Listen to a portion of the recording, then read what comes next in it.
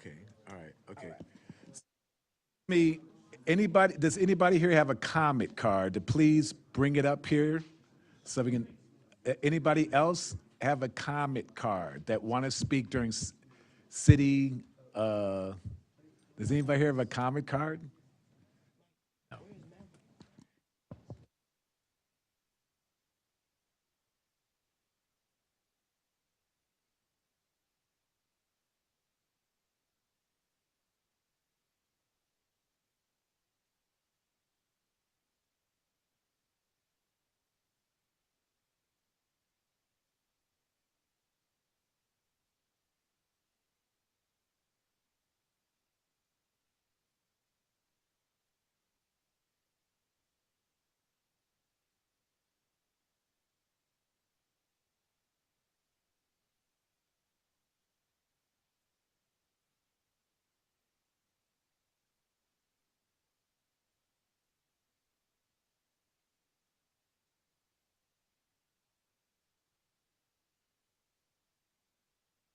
Green? Turn them on?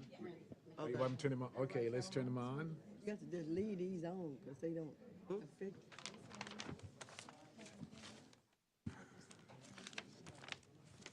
Oh, this.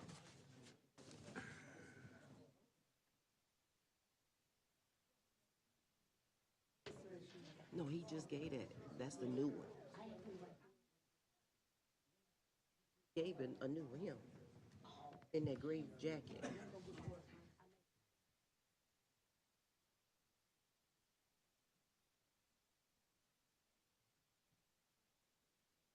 Know he was gonna go to sleep. Ah,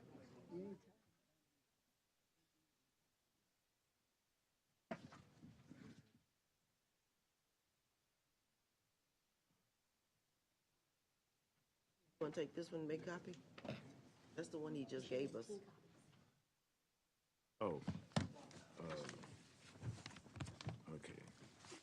Um, can I give, can I give out your information? Someone, please, please call. Let me say have them call. You want, have them give me a phone call? Please call.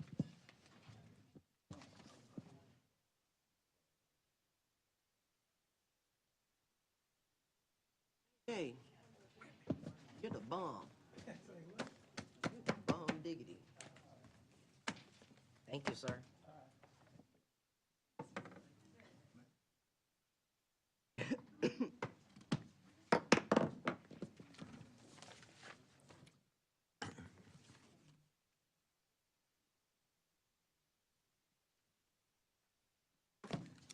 Malcolm's on his way.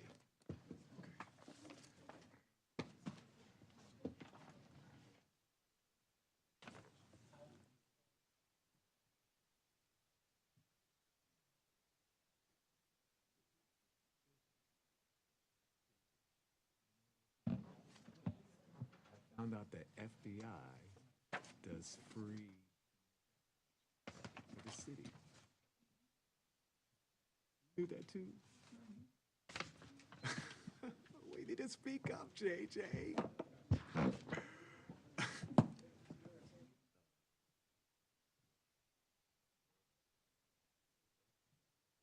Free criminal background.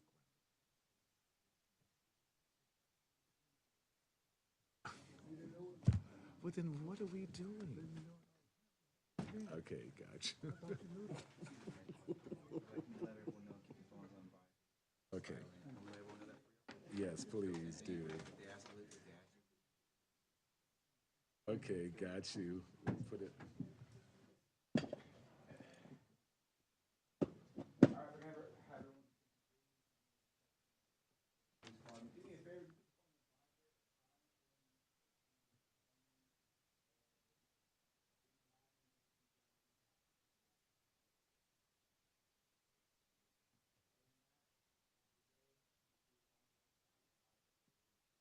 You.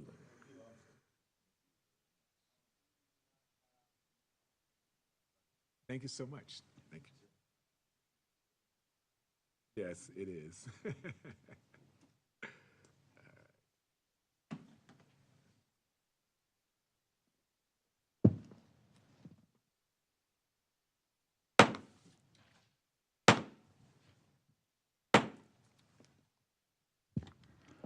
Good afternoon, ladies and gentlemen. Today is Monday, February the 9th, 2027.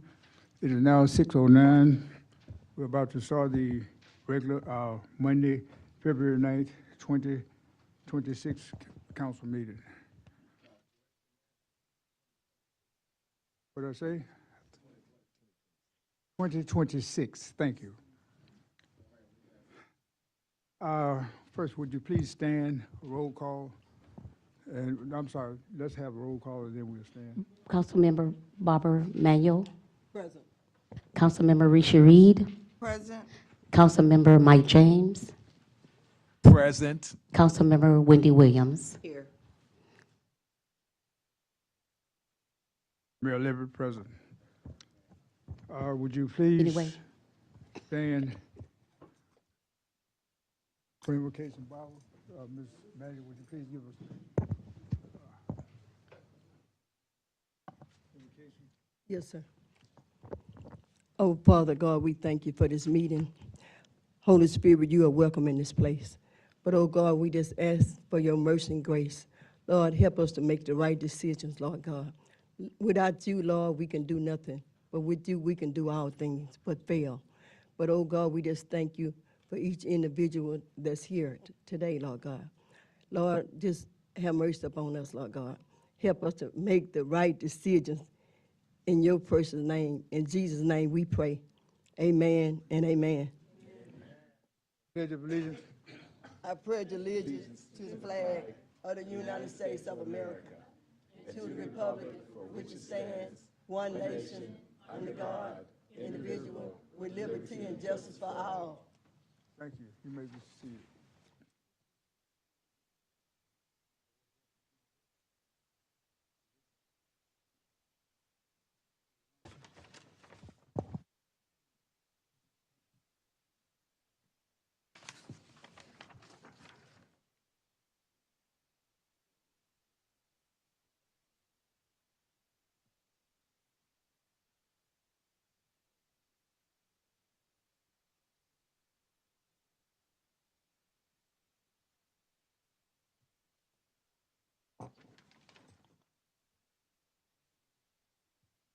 Citizen comments. First we have, let's see, Ms. Is it Watkins? The last name Watkins, I can't see. Yes. Come forward, please. Also, would you help him with the microphone?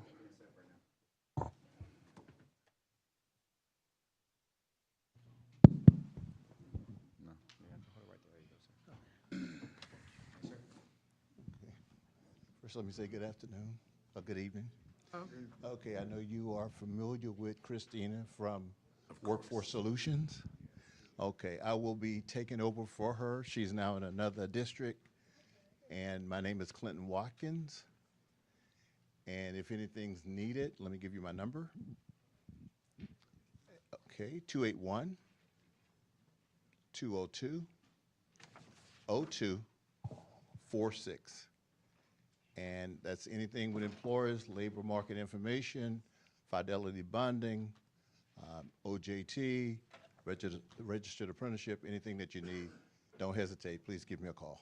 I will be calling you. All right.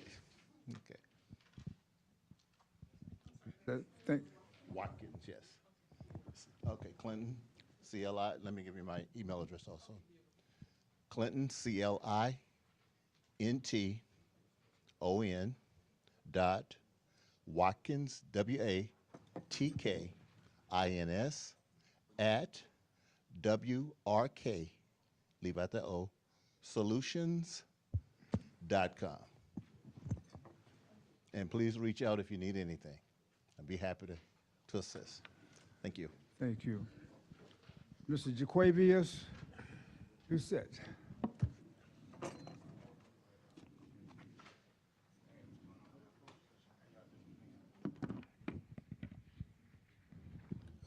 Good evening, Mayor, members of City Council. My name is Jaquavius Doucette, and I serve as the 44th Student Body President at Prairie View A&M University, and I also serve as the 20th Student Regent for the Texas A&M University System Board of Regents. Thank you for the opportunity to speak with you this evening. I'm here on behalf of my administration to share updates from the student body and to continue strengthening the relationship between the City of Prairie View and our students. Students who are not only scholars, but residents, neighbors, and stakeholders in this community. During the fall semester, SGA focused on engagement, service, and visibility. We supported campus-wide initiatives and partnered with community efforts such as Meals on Wheels to seniors in the community, where students work directly with Prairie View residents. These experiences reinforce our belief that students want to be active, students want to contribute and be contributing members to the City Council and to the City of Prairie View, not just during our time on campus, but also as to the city as a whole. As we move forward, one of the most consistent concerns raised by students, particularly those living off campus, relates to safety. This includes concerns surrounding traffic stops, apartment patrolling, and overall safety within off-campus housing communities. Students want to feel protected, respected, and fairly treated while living in the City of Prairie View. And we believe that continued collaboration between the city, law enforcement, and student leadership is essential to addressing these concerns. SGA has also actively been engaged in civic engagement, particularly around elections and voting education. We are committed to ensuring that students understand their rights and responsibilities as voters and residents. At the same time, students have expressed feeling overlooked in local decision-making, engaged during election seasons, but also absent from ongoing conversations once those elections pass. We believe meaningful engagement with students must be consistent and not situational. Additionally, SGA has received over 100 student signatures from residents regarding living conditions at Panther Hill Apartments. These concerns reflect broader quality of life issues that impact students who live, who shop, and spend their time in Prairie View. Addressing them requires shared accountability and a willingness to serve students and view students as long-term partners in this city's success. In closing, students are not just passing through Prairie View. We are residents of this city. We care about its safety, we care about its future, and we care about the growth of the City of Prairie View. We look forward to continued dialogue and deeper collaboration with the city to ensure that all residents, including students, are seen, heard, and valued. Thank you for your time, your service, and your commitment to the Prairie View community. Thank you. Have a good evening. Thank you. Thank you. I can't read the last name. Teresa, is it Teresa? Teresa? Yes. Come forward, please.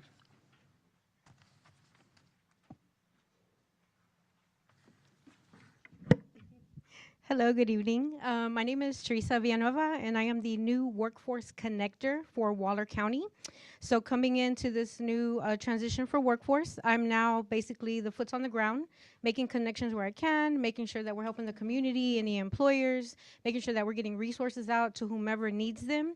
I'm one of the main contacts for everybody in the county, just to make sure that if you need something or you need assistance with maybe the high school for the CTE programs, for any type of resource coming in, we are the ones that put everything together to make sure that the soft handover is put to the team for Workforce Solutions that needs to be directed to it.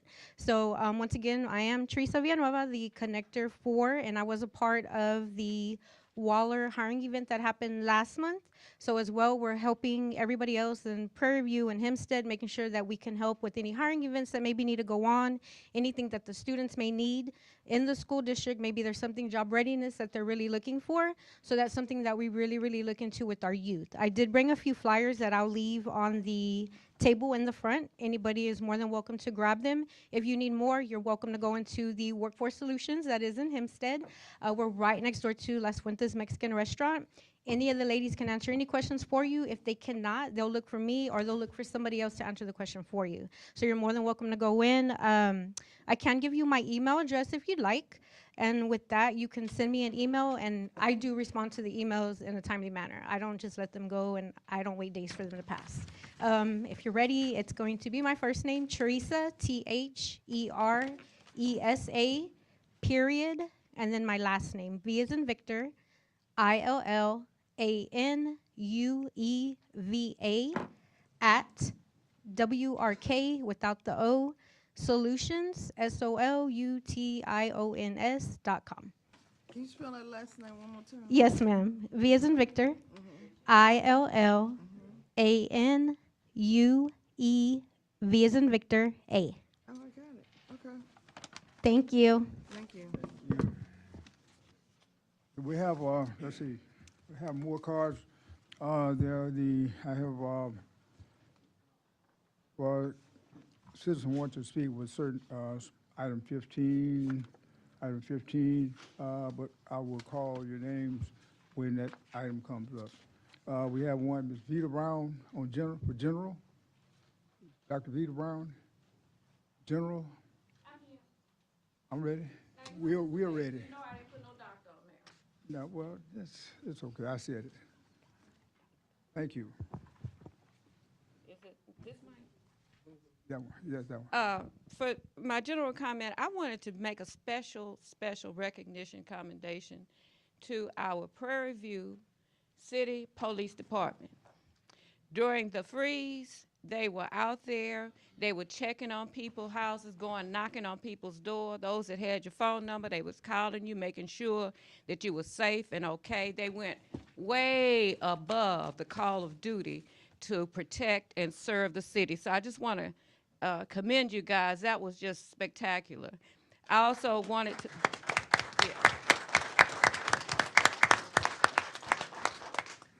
I also wanted to, we have new people in the front office that I don't know, but I wanted to commend the people in the front office. Today when I came in to get a comment card, and I had some other questions about the website. Normally, don't y'all students get mad at me, okay? The young people, they think that we know how to navigate all that AI and internet stuff. Well, because they were born into it. It's a leap for me. But the ladies in the front office, I was having some problems finding some things on the new website, and they work with me, I mean, so patiently. Well, I don't see that. Well, if you scroll down just a little bit more, okay, there it is right there. They were just ideal and perfect. And to me, that's what the service is all about, going out of your way to make sure that I got a good understanding and that they were helpful. So I want to commend the front office. Where's the other little young lady? She gone? Okay, what's her name? Simone Wilson. And your name? My name is Vivian Rogers. Miss Vivian Rogers. They were just spectacular today. One more thing I got to say. When Mr. Quaid was talking about safety, I've been on the university police and the people, Student Government Association about these scooters. I have a serious problem with the scooters. And the serious problem I have with the scooters is they're not really regulated. And when I see the young people riding down the street on the scooters, the thing goes through my head, Lord, they have no protection around them. And if a car, like cars speed up and down FM 1098, they took away our bike lane heading south. That's no longer there. So they have to ride in the street. And a lot of times people are speeding down that street. And I just worry about what we can do as a city to provide some type of regulation or some kind of laws to protect those kids, because I'm telling you, it is not safe. It's not safe for them. Okay? And that's it. Thank you. I will call the rest of, when we get to the agenda items for the comments, special comments. Well, before I move, is there another general, that person that filled out a card? I want to make sure I'm correct before I move forward. Before we move forward, Chief, can I call you for a minute?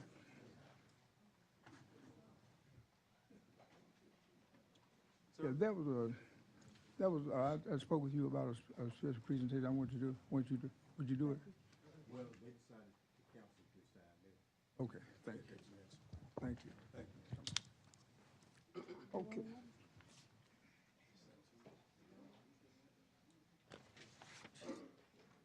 Presentation.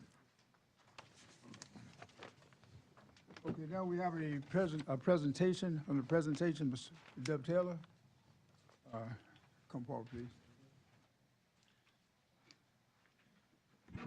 Mayor, council members, my name is Dub Taylor. I'm the CEO of the Texas PACE Authority. I was asked to come here originally back in December by Councilmember James, who had heard about this financing program called PACE at a conference that the Texas A&M Energy Systems Lab organized in Austin. PACE is called Property Assessed Clean Energy Financing. This is a program that allows long-term financing for energy and water efficiency improvements for commercial buildings. Over 100 cities and counties around the state have now adopted PACE for use by its commercial property owners. And on the agenda today, on item 12, is the first step for the city of Prairie View, if it wants to move forward with this process, to approve a resolution of intent that creates a public hearing date. Even though we've had, let's see, this will be the third time we've heard about it, but we had a public hearing just before this. We did a town hall back in January, and then this was first introduced back in December. So the process under state law, this is a program that's enabled legislatively under the Local Government Code, Chapter 399. It requires a resolution of intent that has a public hearing date in it. And so that is what is up for item 12 later on the agenda today. So even though you've heard about it a lot, there's still yet another public hearing that's required under statute to set it up. And then after that hearing, on that same next meeting, which I assume would be in a couple of weeks, the next scheduled hearing, then at the same meeting, the council can consider action to adopt the program formally. So 2 meetings, this would be one, that would be the second. But the resolution of intent, which is item 12, is simply a public hearing date and makes it known to the public that the council, is considering this and wants your feedback. So that's later today. So I won't go into all the details. We spent nearly an hour at 5 o'clock going through all this. It's we believe it's a beneficial program. Our role is we administer this for cities and counties. We don't provide the financing at all. We essentially serve as your outsourced PACE department. And we do that now for 106 cities and counties across the state. So happy to service the city of Prairie View should you decide to move forward with this. Thank you. Thank you.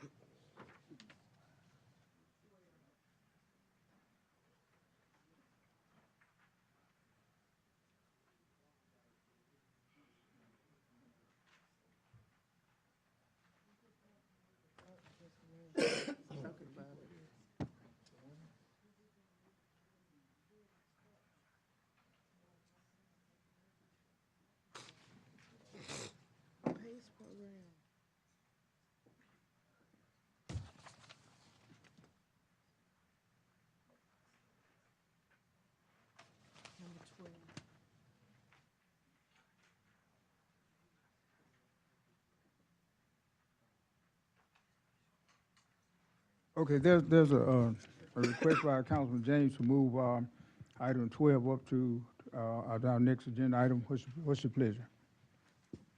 Mr. Mayor, before you do that, and Councilman James, I have no problem in supporting you with the motion you're looking to make, but I do believe we need to go over the meeting minutes prior to us going into anything else with the agenda. Say what now? I do believe we need to cover the meeting minutes as far as approving or not approving the meeting minutes before we go over anything else in the agenda. Okay, I agree. Okay. What's your pleasure? You have the minutes from my last meeting. What's your pleasure, Council? I have on the meeting minutes, I had requested some applications in the minute meetings. And have we got the applications? I don't have the ones that I had given to the attorney, but we do have some that was turned in after that. This is the set right here. Mr. Kilpatrick left it for me. I don't have those. Those are still with the attorney. Mr. Mayor, point of order, we're talking about the meeting minutes, not if we got applications. We're not talking about applications. Thank you. Council, what's your pleasure? Mr. Mayor, Yes. move to approve meeting minutes for January 29th, 2026, pending all necessary corrections. Second. Motion has been moved and properly second that the minutes are, what's the date?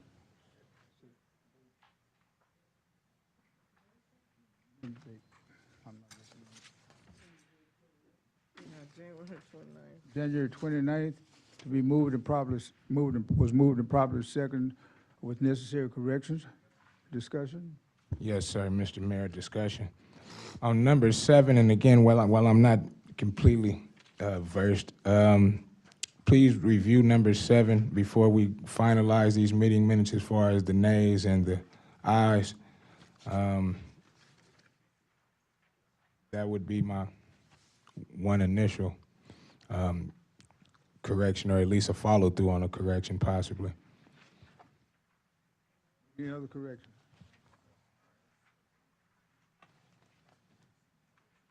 Ready for questions?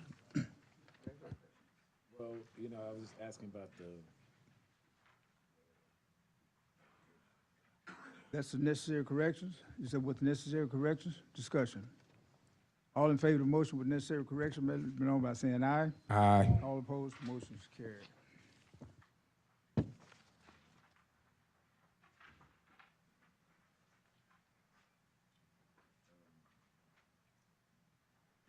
Mayor, I'd like to make I'd like to move to request that we move agenda item,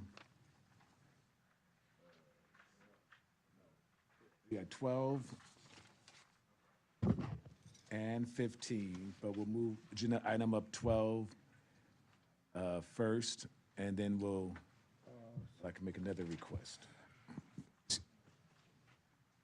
Mr. Mayor, if I may.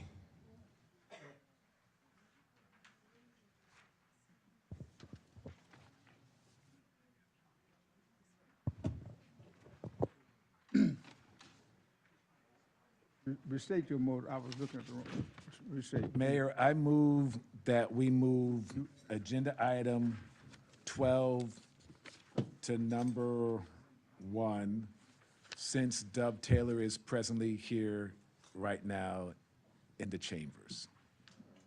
Do I get a second? Second. The motion's been made, moved and properly second that we move item 12 to the chambers. No. I believe the motion is for item 12 to be moved up to be discussed now. Okay, item 12. Is that correct? Motion has been moved. Okay. Okay, in the chambers.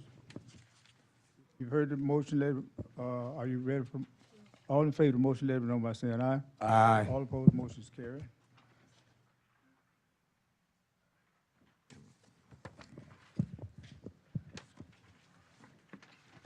So, Mayor, council members, thank you. Again, Dub Taylor with Texas Pace Authority. You should have in front of you, there's a resolution, a copy of it. Hold That on, is- excuse me for a minute. You want to speak to that before we move it?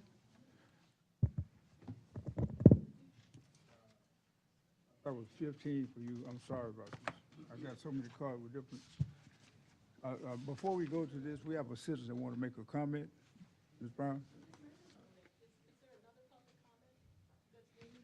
We have two, see 12, is that item 12? Right. Right. Right, it's moved up. Do we normally do, I know you used to do the public comments before the item.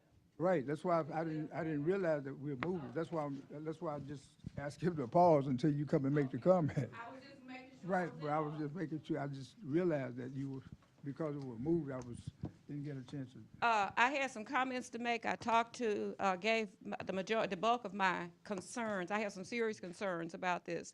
But from what I understand, that he's saying is not what's on the agenda. What he's saying is, for item number 12, that the next step is not a discussion and vote by council, but I understood him to say that the next step is another public hearing. Is that correct? So Yes. this item 12 is not correct on the agenda?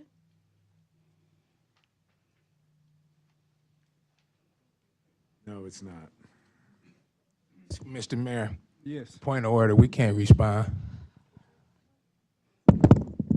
I'll talk to the attorney. The agenda says discuss and take action, but he's saying that it's not an action item. It's just merely setting a date for the next public hearing. If it's gonna be a discuss and take action, my comment is one way. If it's just to add a date for a public hearing, my comment is a different way. They can't respond to me, so I need clarification from somebody. Legal clarification, attorney. Microphone, please. I'm sorry, you indicated that the gentleman said himself? He just got through saying a few minutes ago, for item number 12, he says that it's for a public hearing. Am I correct? That's what you said? It's a resolution to set a date for Date for a public hearing. On here it says, for number 12, to discuss and act to approve the PACE program for the benefits of the city. So the agenda is saying that the council is supposed to approve the program. He's saying it's approve a future date for a public hearing. So, Well, he is the person with the PACE program, and he's requested an additional public hearing prior to a vote, which is what he specifically has requested. so what do we do about the item on the agenda that's saying discuss and vote on the program? Well, it would be premature to vote. Right. That's what I'm Yes, saying. it would be. So, So it has to be passed. okay, so my comment, Mr. Mayor, was based on what I read on item 12 before the gentleman here spoke. When he spoke, he said something different from what's on the agenda. Right, thank you. Okay. And I believe that the other thing too is there has to be some clarification as far as between the information between Councilman James, you, the secretary, and what's printed on the agenda, and the presenter. So Right. with that said, we cannot, so we, Just table it. Well, Mr. Mayor, excuse me, before you table it. Mr. Taylor, thank you again for coming out. If I may, Mr. Mayor, I'm just going to ask Mr. Taylor this just to get some clarity on the situation. Would us approving it involve also having the town hall in which is that not part of the program, or do we have to have the town hall prior to us approving it? So the process for adopting the program is laid out specifically in statute. And the first step is that a governing body adopts a resolution of intent that has a public hearing date in it. So that's what you have before you is a resolution of intent, and it has a blank for the public hearing date. So that's step one. After that public hearing is conducted, then the governing body can consider adopting the program. But first, the public hearing as advertised or noted in the resolution has to be approved. So the town hall that we've had, the two town halls we've had have been more informational briefings on how the program works, but there's been no action taken. So the posting that is here, I'm looking at item 12, discuss and act to approve the PACE program. So you're not actually approving the program, you're approving a public hearing date, a resolution that would have a public hearing date. The next meeting would then be for consideration of approving the program. So approving it would be premature today since this public hearing, as noted, has not yet been conducted. And the verbiage would be somewhat misleading, the way it's written here. And so basically, for the record, you are now explaining how the information should have been with Councilman James and to the secretary before it's placed on the agenda, I believe. Okay, so with that said, Mr. James, I'd like to table this item. you have Second. motion moving properly second to table item 12. All in favor? Wait a minute, Mr. Mayor, discussion. Can city council as a whole please at least email in potential dates in which you would like to have a public hearing so that we may progress forward with this initiative? Please, each individual council, if that's possible, to email in a potential date in which we could be here or try to be here for us to conduct the public hearing. Would that work for you? I mean, does that work, Mr. Taylor, overall for what we're trying to do? Typically, the public hearing is just done as part of a regular council meeting. Okay. It's not a separate meeting, it's just an agenda item during the regular council meeting. Okay, so for future meetings, let's please try to include that public hearing within the meeting or say 30 minutes prior to our normal meeting. That would be my discussion. Call the question. Question been called. All in favor of the motion, let it be known by saying aye. Aye. All opposed, motion carries. Table. Mayor, another motion? Like to move item 15. No, what? Item, No, go ahead, read your motion. I would like to move item 15 up to next agenda item, which is discuss and act to remove Alfred Johnson from the EDC 4B board. Second. Motion been moved and properly seconded. Item 15. First of all, let's before we do this, just to move it up now. Yes. We're moving to move item 15 up to our next item for this. Correct. All in favor of moving the item as the next item to discuss, I would accept it. Motion? Yeah. Was it I second? just made the motion. Yeah, Motion been second. moved and properly second to move item 15? Yeah. 15 up for the next item of discussion.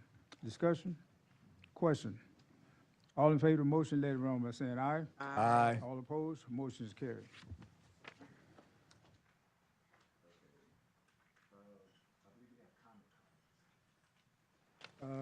Let's see, item 15. Mr. Alfred Johnson, item 15.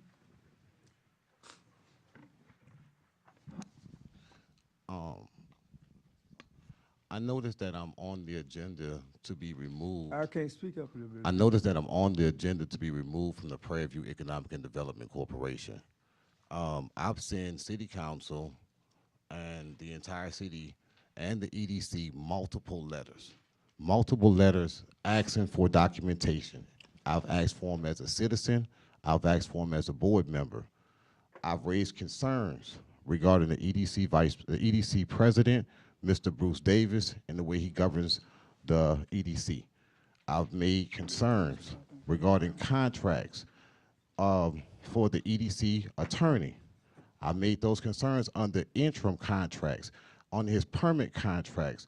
None of these things have never been provided. Anytime you pay out public funds to anybody, they need to have a contract. It needs to be placed on a public agenda. These things have not been done. I've been on the board for 11 months. This is 11 months of documentation that I've sent everybody in this room of me asking for questions. How are you allowing this to happen? Mike James, you have been a person at one time that used to support me, right? And you've done that. But now you're asking for me to be removed off of the board, and that's no problem. You have no right. You have the right to do that. But if you look at what I'm saying, the city charter, as it's written, it says the mayor recommends. And that's what the city charter says, and the council support. But the city charter is not clear on how a person get off the board. Each one of y'all represent the city charter. Each one of y'all represent the city. Alfred has been putting everything on the record, hoping that the city that is the corporation and the city council people that's sitting on this board, hoping that you guys decide to read the city charter and govern the city under the city charter, not under friendship. I am not here to be liked. I understand I may piss a bunch of people off, but everything I have sent you guys has been proven documents. I've sent you guys sworn statements. I've sent you guys things saying, hey, just ask simple yes or no questions. Mr. Bruce Davis is here. We got people in here from the EDC. The EDC is governed under city council. Y'all created that board. Prior to me being on the EDC council, on the EDC board, it was under a forensic investigation for wrongdoing. Alfred has just been saying the whole time I've been on the board, it's still doing wrongdoing. Any contract over, any money that's expended over $5,000, it is said that the EDC is supposed to come in front of the council. Mr. Johnson, Yes, sir. your 3 minutes. May I have 2 more minutes? You Please. request. Mr. Johnson requesting 3 minutes. What's the pleasure of the board? Are you? Mr. Mayor, Yes, move to give him an additional 2 minutes. thank you. Do I hear a second? Is that a motion? Second. Moved and properly second, you get an additional 2 minutes. All in favor of the motion, they've been on saying aye. All opposed, motion's carried. Go ahead. Back to what I was saying. If you guys was to take the opportunity, pull every agenda item, since I've been on the board, my agenda items show exactly what I've asked. If you guys take the opportunity and request the minutes, you will see that the minutes don't even match the agenda items. Mr. Bruce Davis was the secretary at the time. Now he's the president. So his obligation is even more as being the president. I'm saying, where's the paperwork? That's all I'm asking for. I've given you guys contracts. He signed contracts for over $5,000 for the website. Bruce, why did you get that approved in front of City Council? Excuse me. Well, okay, City Council, I'm talking to y'all. Those contracts have never been approved in front of City Council. So if I'm the bad person, I'm only coming to you guys with the rules that the charter says and that the EDC bylaw says. So I'm okay with you guys removing me from the board, but I'm gonna still raise those concerns. I'm gonna go to state legislators. I'm gonna go to multiple people. It's not a threat because I'm expecting accountability. That's it. Thank you.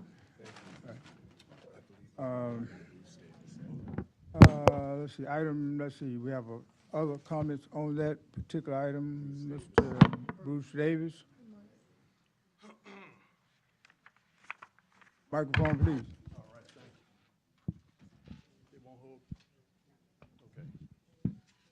Mayor, City Council, citizens of Prairie View, can you hear me? Yes. Okay. I'm Bruce Davis, current president of the EDC.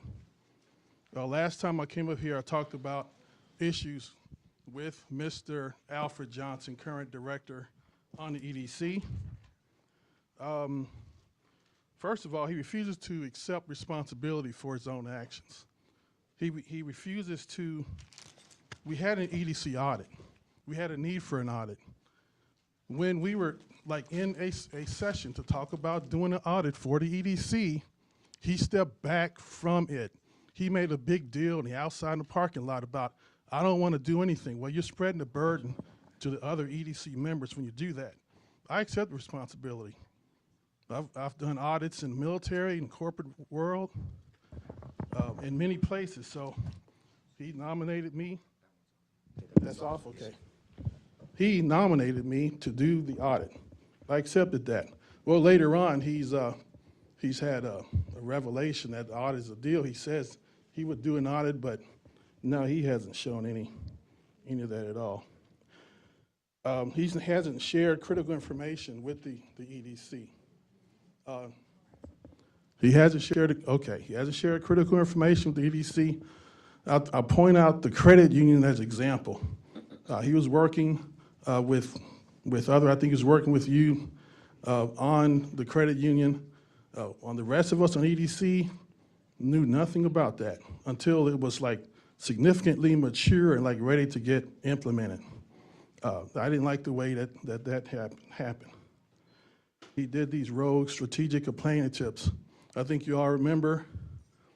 But for us in the EDC, he went to an energy conference in Houston. He rolled out an AI-generated strategic planning, a strategic plan that he hadn't even showed to us the night before. And then he started spreading that to participants in the conference. And we had people come back from that conference here saying that that was our strategic plan. It caused a lot of confusion. It was not. Additionally, he shared this plan with the city council, the university, and people around the country, the county, and the state. That's not how a strategic plan is done. I mean, it's a lot of back and forth with stakeholders, citizens, the council, us. I request the extension. I move that we give him two. I move that we give him 2 more minutes. Like a Second. All right. Okay. He told me, you better get on this train. You can't stop it. That's when he was vice president. I happened to be secretary at the time. Conflicts of interest. He approached our bookkeeper about how to get $50,000 for him to personally get a new truck. He approached our former city manager about how to get $20,000 to $30,000 for equipment for his own business. He drafted a proposal for Out the Mud that would work with EDC for business activity that he would personally benefit. He signed a non-disclosure agreement after being warned by our lawyer to not do that. He just did it. He got a cease and desist letter, he did it. He attempted to join 2 or 3 other pending lawsuits against the city of Prairie View for personal gain. Use of intimidation and fear. After he lost the election, when no one nominated him to be president of the EDC, he completely went off. He did a number of unprofessional communications with the EDC directors. That's why he has roadie relationships, and no one will work with him on anything. When you talk to him, you can count on it being recorded, thrown into an AI generator, and sent to the mayor, the governor of Maryland, which he actually did. I have samples of these letters that he sent around the country where he caused tens to hundreds and maybe even billions of dollars worth of damage to the city. In November when this happened, that's when we should have taken him off the EDC. 2 minutes up. I request extension. Yes, up. We got That's it? That's it. Okay. We got the picture. That's it? Okay, thank All you. right. Thank you.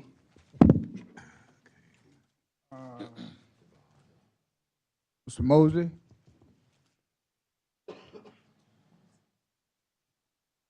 Thank you, Mayor.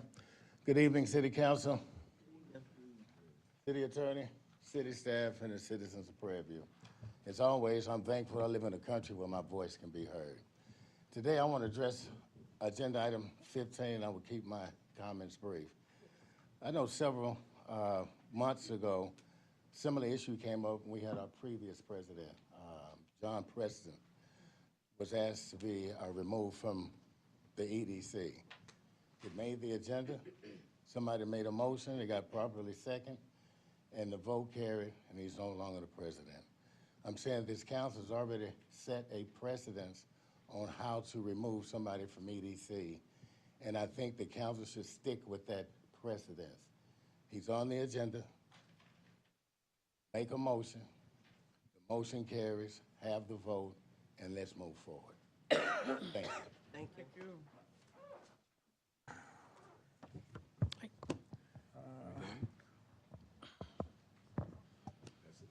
Mayor, Councilman James? I move that we remove Alfred Johnson from the EDC 4B board. Do I have a second? Second. The motion has been moved and properly second that Alfred Johnson be removed from the 4B Economic Development Board. Discussion? Question? All in favor of the motion, let it be known by saying aye. Aye. All opposed? The motion is carried.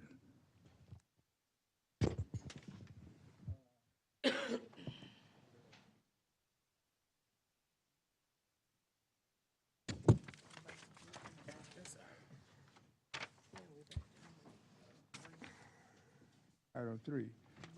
Attorney, let me ask a question related to the item. Can we move forward? Is Mr. Kilpatrick here? He is not. How can we discuss his items? I mean, how do we do, Yeah. for legal, You can discuss his item in his can? absence. Yes, you can. You can. can we move on his items? I know, let's see.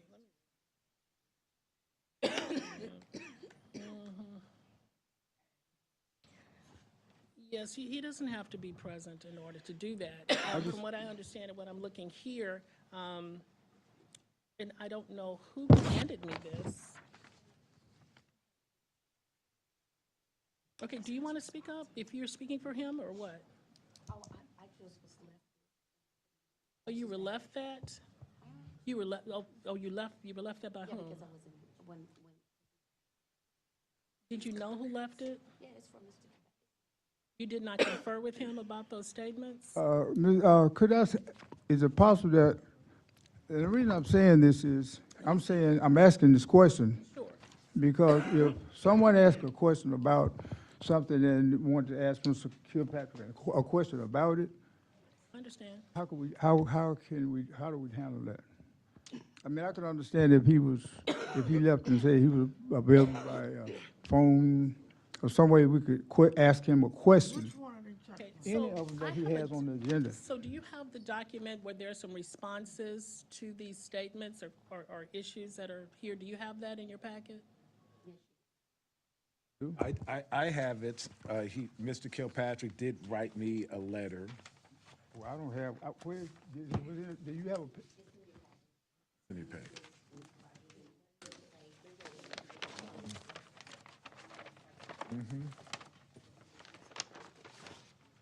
Okay. Oh, it's got Charles, I saw Mr. Rogers' name. That's it.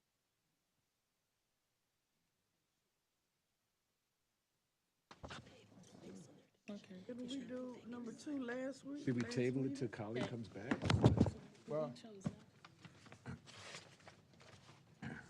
Yeah, because of this. Okay, so we've come to a consensus. So I understand if you want to have discussion on those issues, particular questions, if you feel that the statements that he have left here will not address further issues concerning those pieces of information, then you can pass and wait until he is here, because you won't be able to well, complete. the reason I raised the issue because it says the issues were placed on the agenda by Mr. Kilpatrick.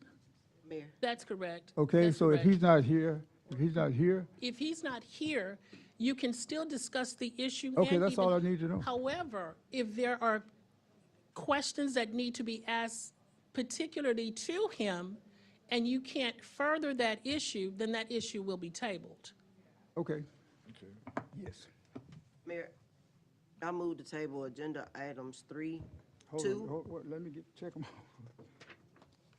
Yeah, number 2. Wait a minute, one second. And 4. I move to table agenda item 2, which is discuss and act to place speed light signs in Villa Capri neighborhood. Item 2, And item number 3, discussing of receipts. item 3, And item number 4, item 4. yes, until the next council meeting. I have a question. Wait, is that it? Yes, Is that a motion? motion. Motion, Second. I mean, for the record. Second. The motion has been moved and properly second that we table item 2, 3, and 4. Discussion? Yes, number 2 was voted on, I thought, on last meeting. It was just done. I don't know what else we waiting on. We agreed with it last meeting. Number 3 can be discussed tonight, and number 4 Okay. probably should wait on Mr. Kilpatrick. Okay, now I have a question on that as well. If you said it was already voted on? Number 2. Number 2. So why is it on this In the agenda? minutes. Ms. Rogers? Excuse me, Ms. Rogers, Secretary.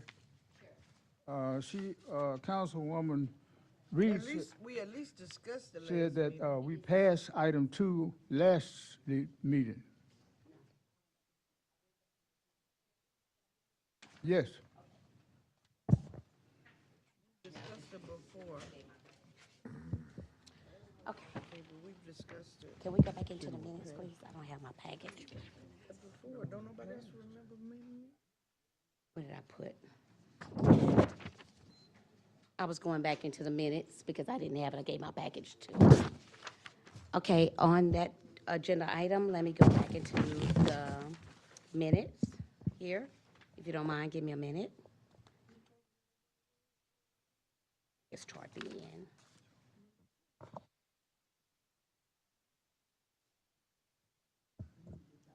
Mr. Mayor, If I may, and I guess just for some clarity. That's for- number 7.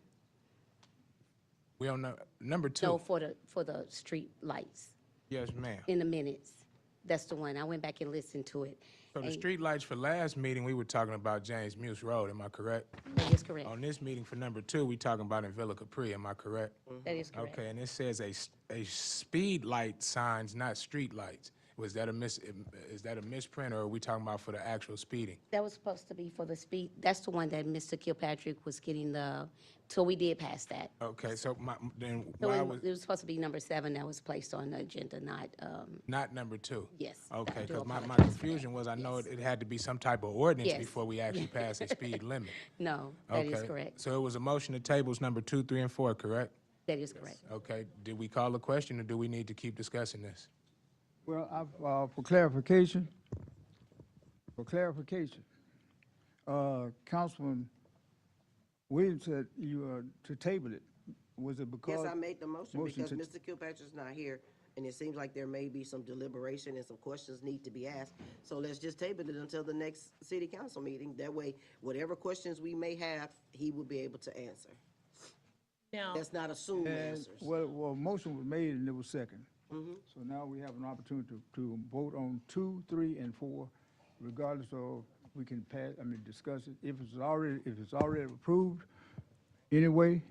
right, you can vote on it we even in can its vote absence to if you table- choose to to. table on this agenda. Yes. Vote on Okay, it. as it relates, we have a motion. Then move, okay, I made the motion and it was second. it was second. Discussion, question. All in favor of tabling item 2, 3, and 4, let it be known by saying aye. Aye. All opposed, motion is carried. Item 5, discuss an act to return employment applications for all advertised positions to the acting city manager except for city manager application, which will be returned to Mayor Pro Tem Malcolm Jackson. Councilman, Mr. Mayor, before Councilman James is to go, and again, I'm only speaking on this because I see my name in the agenda item requested. Again, I had no knowledge beforehand, before this agenda item was requested, but I would move that we discuss numbers 5 along with number 17, because it seems to be the similar item, or discussing the similar situation. That would be my recommendation. If not, we can go ahead and go do it, handle it now. But numbers 5 and 17 seem to somewhat coincide. Well, what, so, Art, okay. okay, I'd like to, that I'm just asking for all the employment applications that were advertised for plenty months to be returned to cities so that we can look through these applications. And all the applications except for the city manager application, because Malcolm Jackson could have the city manager applications, the mayor pro tem, because it would be a conflict of interest for Kilpatrick to decide on the city manager position. But I just like to see these applications. I know that there have been many requests, and the city manager's been asking for the application since, I think, January the 2nd, and it has not been returned. And I know the city secretary, you've been asking it for how long? January 2nd, is that correct? That's correct. And I've been asking for it 2 weeks ago, and I just don't know why we have not gotten these employment applications. So that's why I'm asking that we discuss and act to return employment applications that are the city's property returned, so we can see what the applications are. Councilman James, are you making a motion? Yes. I get a second? Oh, I move that we have employment applications for all advertised positions to the acting city manager, except for city manager applications, which will be returned to Mayor Pro Tem Malcolm Jackson.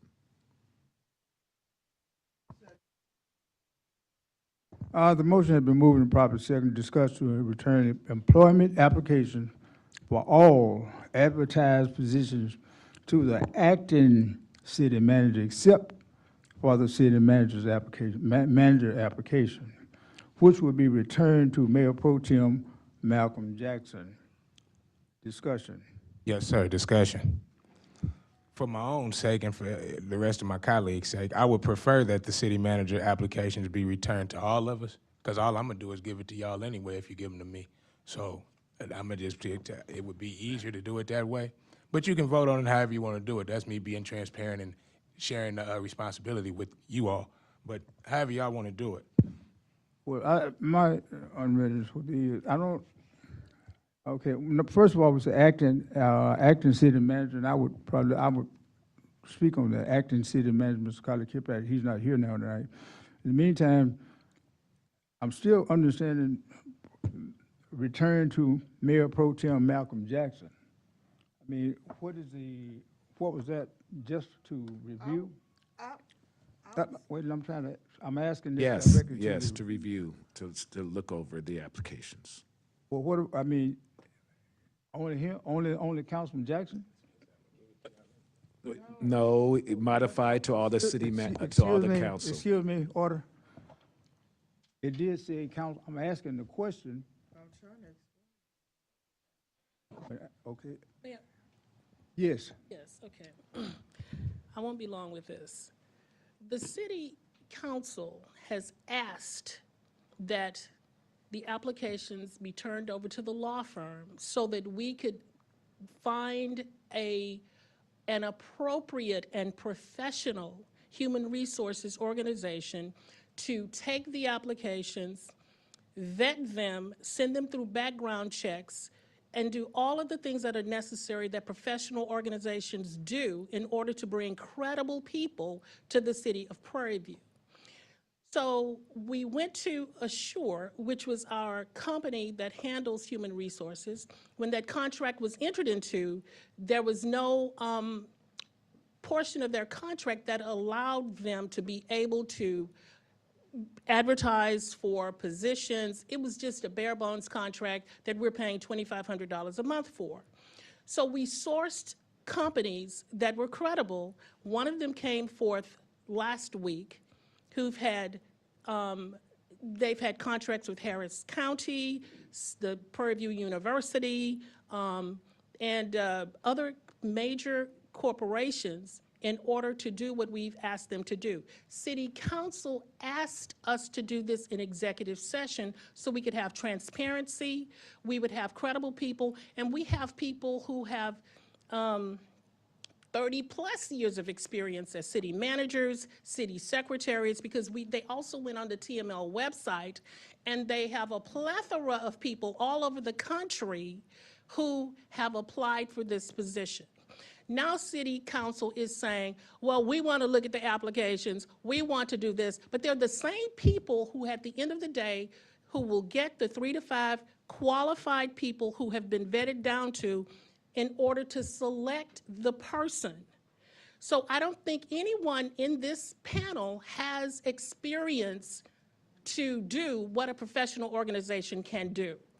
So now we're here with this, and I understand, friends and colleagues and other people have come in to take positions that possibly, but they can't even compare to people who we've brought forward. Mike James, I'm sorry, sir, you want to go through and you want to look at everybody, you can still do that, but at some point, things have to be done professionally at some point.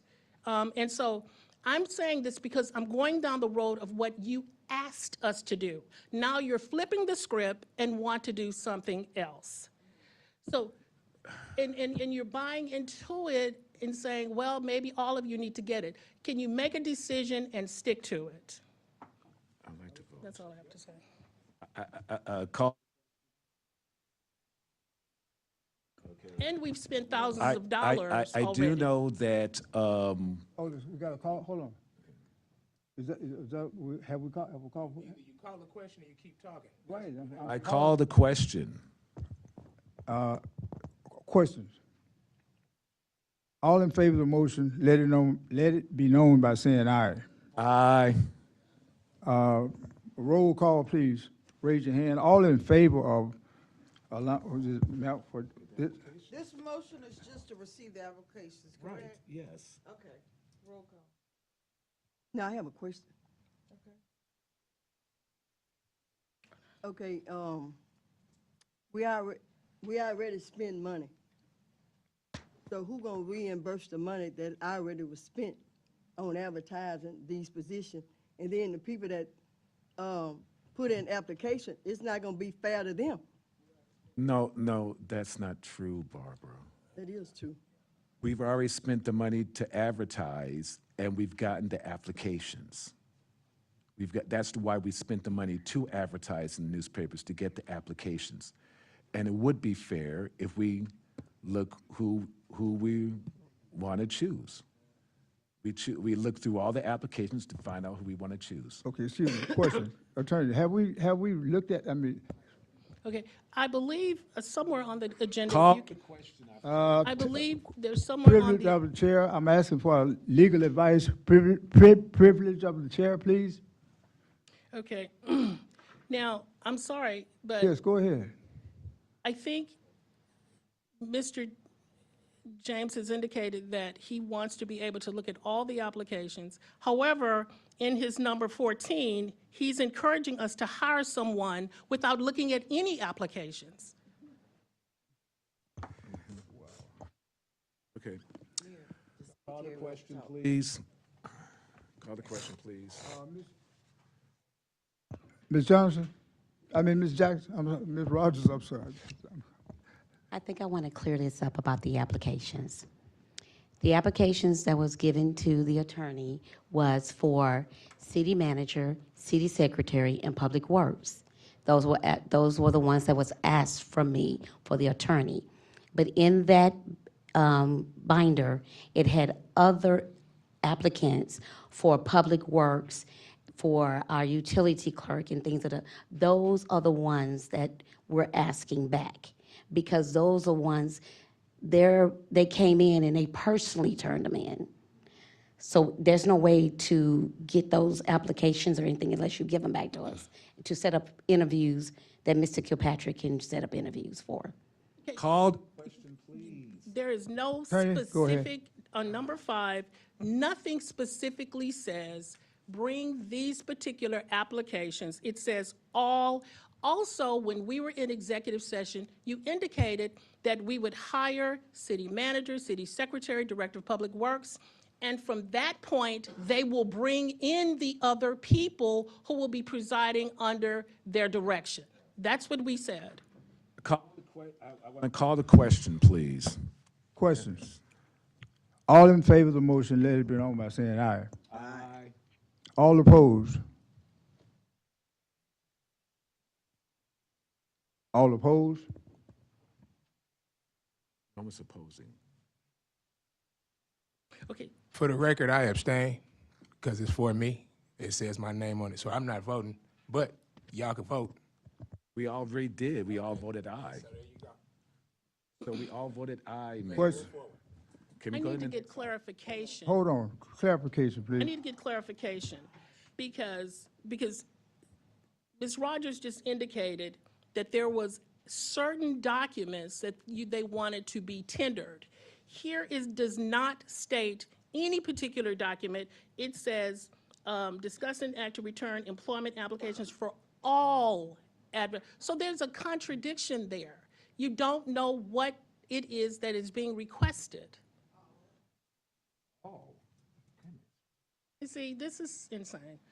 I'm sorry. Motion carried. That's fine. Next item, thank you. So what is one supposed to do? I don't have them. They're with a professional organization, as you've ended. I don't have any of them. They're We're with a supposed to be professional organization. returned like a month ago. That is not correct.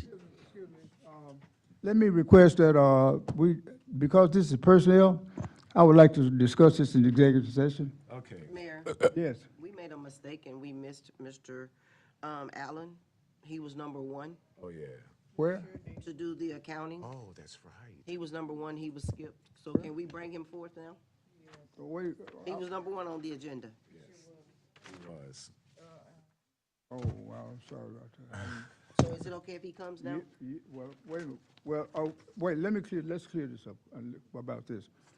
I'm requesting that because this is personnel, I'm requesting that we discuss this in executive session. Mr. Mayor, After. I'm sorry, Mr. Mayor. Point of order. There's nothing It was already been a vote. Right. If you want to roll call the vote, you can roll call the vote, Okay. but it's already been a vote. Let's do a roll call to clear this up. Roll call, please. All in favor of the motion. And please, make sure that I'm saying this, I would like to read it once again. Discuss And an act to return employment applications for all advertised positions to the acting city manager, except for city manager's application, which will be returned to Mayor Pro Tem Malcolm Jackson. That's the motion. And it will, if it passes like that, it has to go to you, Mr. Jackson. it's already I understand that. I'm calling for a roll call. Roll call, Not please. in favor? Aye. Aye. I abstain. So one abstention, and the motion passes. Item we have Mr., we're ready. Let's go back to Mr. Allen. I apologize for, we needed some comedy. Sorry, Mr. Allen. Sorry about that. yeah, I really apologize because we had some other things. That's quite all right. Thank you. I've had some experience with this esteemed body, so I'm accustomed to that. Thank you for receiving me today, Mayor. I just merely come before council to ask for authorization to proceed audit of the financial statements for the fiscal period in. Press that button. So to proceed with the audit of the financial statements for the period ended September 30th, 2025. I believe you received a copy of my engagement letter. Okay, so I'm merely asking for authorization to proceed with the examination. And I would expect to present my findings sometime before Memorial Day. Okay. You have any questions for Ms. Allen? Do we need to approve that? I've given you a copy of I need approval to proceed. I've given you a copy of the Okay. engagement letter. I normally get that as we get into the engagement. And you'll I'll be doing an audit of the financial statements for the city, the annual audit that we do every year, the comprehensive annual financial report that we do for the city of Prairie View for the fiscal year that just ended, September 30th, 2025. It's just for the city, don't do EDC. For the city, it's a comprehensive annual financial statement for the city of Prairie View. You're asking for the engagement letter. I'm asking for approval to proceed with the audit. Okay. Right. Okay, yes. I move to make the motion to approve the certified public accountant, Mr. Earl Allen, is authorized to proceed with the audit for the fiscal year ending September the 30th, 2025. Second.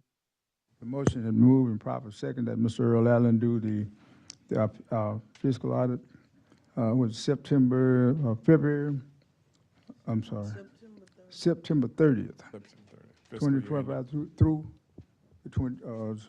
February 9th, 2026. Yes. Discussion?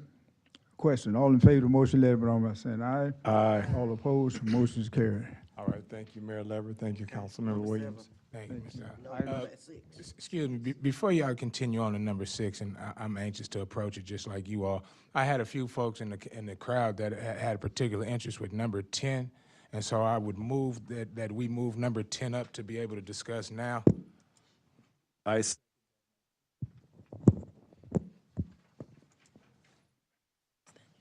Motion been moved and properly second that item 10 be moved up to our next item for discussion. Question? Discussion. All in favor of moving item 10 up to the next item, let it know by saying aye. Aye. All opposed, motion carried. Item 10. Yes, sir, Mr. Mayor. Thank you once again for letting me address this issue. Item number 10, as you can all read, is in regards to regulations for towing. Now, I know last time we had discussed this a little bit in regards to what is perceived as predatory towing practices here in the city of Prairie View, and particularly with private property, and particularly with off-campus student housing, being Panther Hill Apartments, the Gates Apartments, Fountain Hill Apartments. We have issues with towing as far as where cars are being towed to, notification of when cars are towed, and who's actually doing the towing. Part of the issue is we have companies that are the permitting company or the company that allows for the people to be able to park. That is also the company that is towing cars from the location. According to the state and by state law, that is not regulated or illegal. So towing companies, for example, in Panther Hill, I believe Reflections is the name of the company that issues permits for all the residents and resident guests that are to park in Panther Hill. Reflections then also tows those cars out of Panther Hill whenever there's a call or a need to tow. That is not legal. So what we were looking to do was pass an ordinance regulating the distribution of parking permits by towing operators, prohibiting towing companies from acting as primary permit distributors, and ensuring compliance with Texas Occupation Code 2308 and 16 TAC Chapter 86, and providing for penalties. However, I do not see an ordinance for the towing within our packet. Do we have anything in reference to the towing within our packet? Excuse me, I did again overlook a citizen on item 10. I didn't realize it was even on that. It was kind of in small and difficult writing, Ms. Brown. You can come and speak on that before we pass it, council moves on it. Ms. Brown?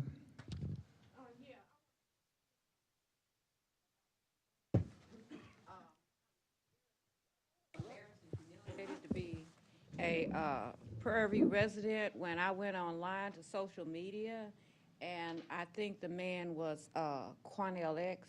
He was talking about students who had been towed away, talked about the same problem. Well, I got in contact with the owners of Panther Hill Apartments. They said that they do not use Reflections. Our tow company is not authorized to give permits. They are only following for tenants, for guest permits. Our leasing office is giving each tenant their parking stickers and permits. So I was trying to find out, they didn't say on the social media posts which apartments it was, but the ones that I know of that I knew how to get in contact with the owners and the managers, I immediately sent them a text message. So it's not Panther Hills that uses Reflections. That's what they're saying. You want a copy of the text message? I think it's ridiculous that our students are being capitalized on in this way, because I've noticed in the city of Prairie View, the students make up a big population and a big pot of money. And there are several organizations or businesses, I'll say, who get their livelihood off of capitalizing on our students. This is my opinion, what I've seen. And so if we could get it straight who this is doing this, then we need to do something about it, because it's just, I don't know if it's because they're students and they don't know how to protest for themselves, or if it's because we're black and we're assumed to not know how to protest for ourselves. I don't know which one it is, but it's got to be one or the other or both. But we, as a council, as a city, we definitely need to do something, stand up and correct this. Thank you. Okay.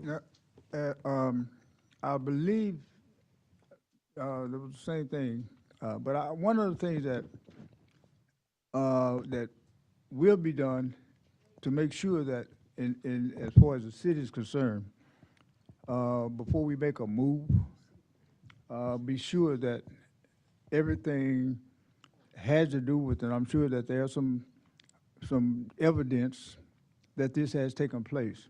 But with that said, I want to make sure that all our I's are dotted and T's are crossed before we jeopardize the city in some way, even with Panther Hill, because I would not want to see the city get involved with private property. In other words, if there's some law that we are getting involved in, and Panther Hill is breaking the law, and I don't know if it was mentioned that a company was in Panther Hill parking lot by some company that was not even authorized. So I don't know. Well, whatever the case is, I hope I heard Councilman Jackson say it needs to be corrected.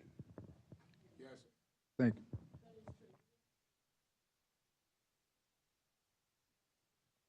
Important. That is very, very important. Not that there's nothing that we can't do about it, because I'd like to see before anyone is told in those where we know the students, that there's a warning first or something, not just tow somebody's car, because city students, if they're anything like I used to be, they're the least people to have money to get their car to tow. So, and that is kind of taking advantage of them. There's no warning or anything. If there's no sign or anything there, and they're just parking there, and then next thing you know, your car is towed, there's no indication that this is not where you should be parked, then, that apartment complex need to be responsible for that. You see, really, I would sue I can't say that, but the apartment complex need to be responsible for that. And I know what I would do if I was one of the students, but yeah, and from that point, once that's done enough, they should stop. But it is a little bit different when you're on private property and the city steps in. I think there needs to be more enforcement with the complex themselves, because they are private entities. Now, we're talking about a government complex that's different. Not that we can't do anything, but we do need to do some further study. But I would say right now, you can look at the apartment complex. That's what I would do. Okay, well, one of the things I'm saying, you said amending the ordinance.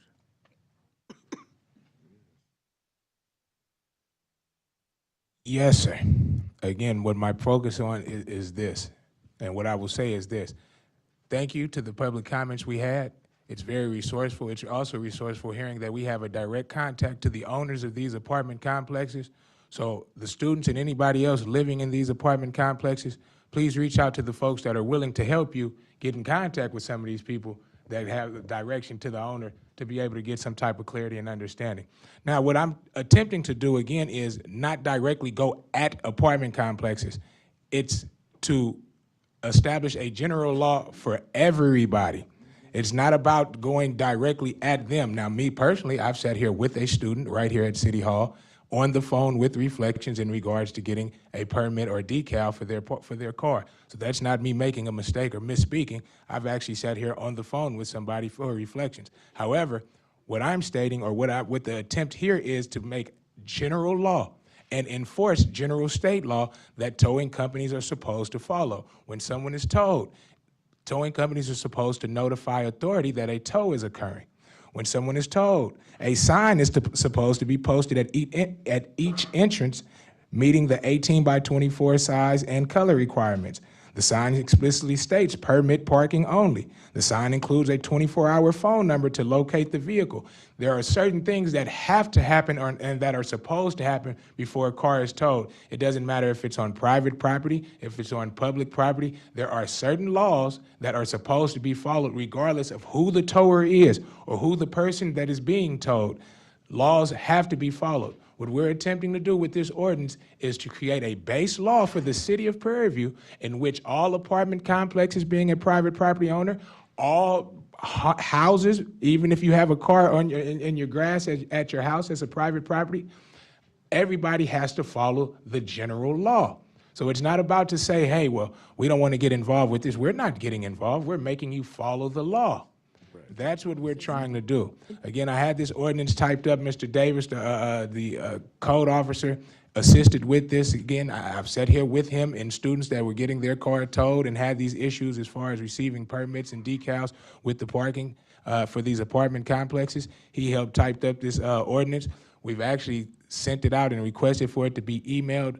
I don't see copies of it, and I know the system has been down all week, I would like to make mention of, I find it very bad that our systems have been down multiple times in the past couple of weeks. Our system has been down, and we had an opportunity to fix that, and we didn't. So, unfortunately, Ms. Rogers, we don't have the ordinance here for everybody to see physically, correct? On the mic, so we can get the record for the mayor. I could have passed Couldn't you mine. because the system is out. No, we don't have it physically in hard copy, but what I can do is, if it's working tomorrow, because it wasn't working too good today, our system, I'll put it in your boxes, or I can email it to you.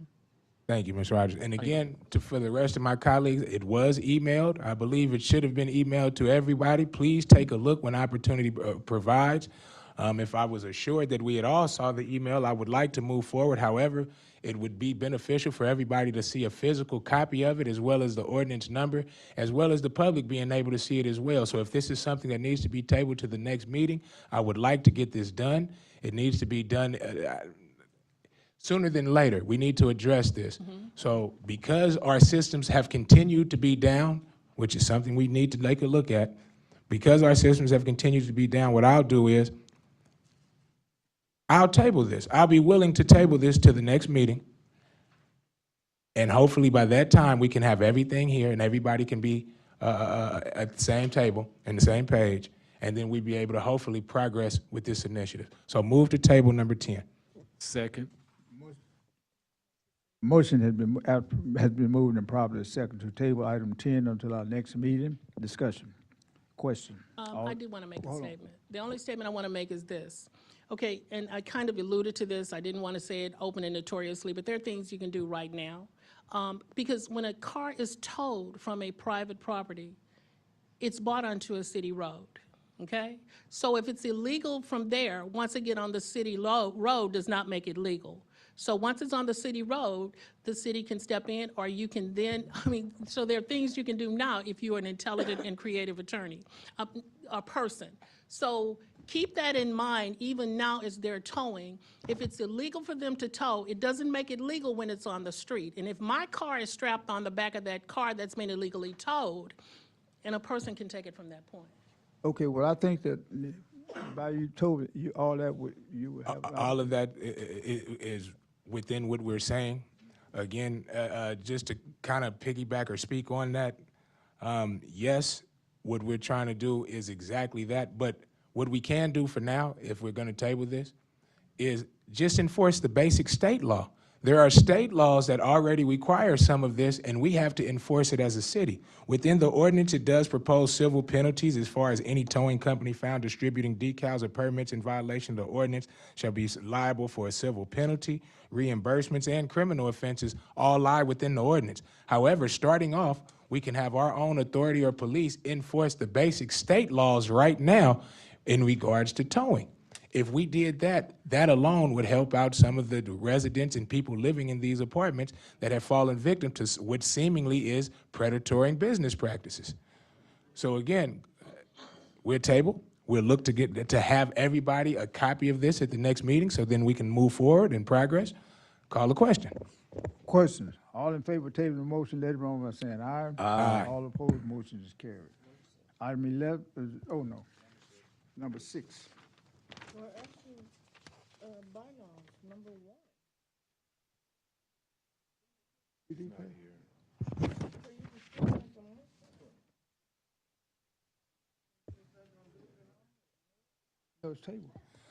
Number 3, under number 3 EDC bylaws, I believe we overlooked a couple. And he's gone. Where, hold on. Discuss and approve the EDC bylaws. Oh, sorry. Okay, back up to item number 3. EDC bylaws, discuss and approve the EDC bylaws. President Bruce Davis. Yeah, I recommend that the bylaws be tabled again because Mr. Davis was supposed to get us some information. That's true. But because the internet was out, we did not receive it till midnight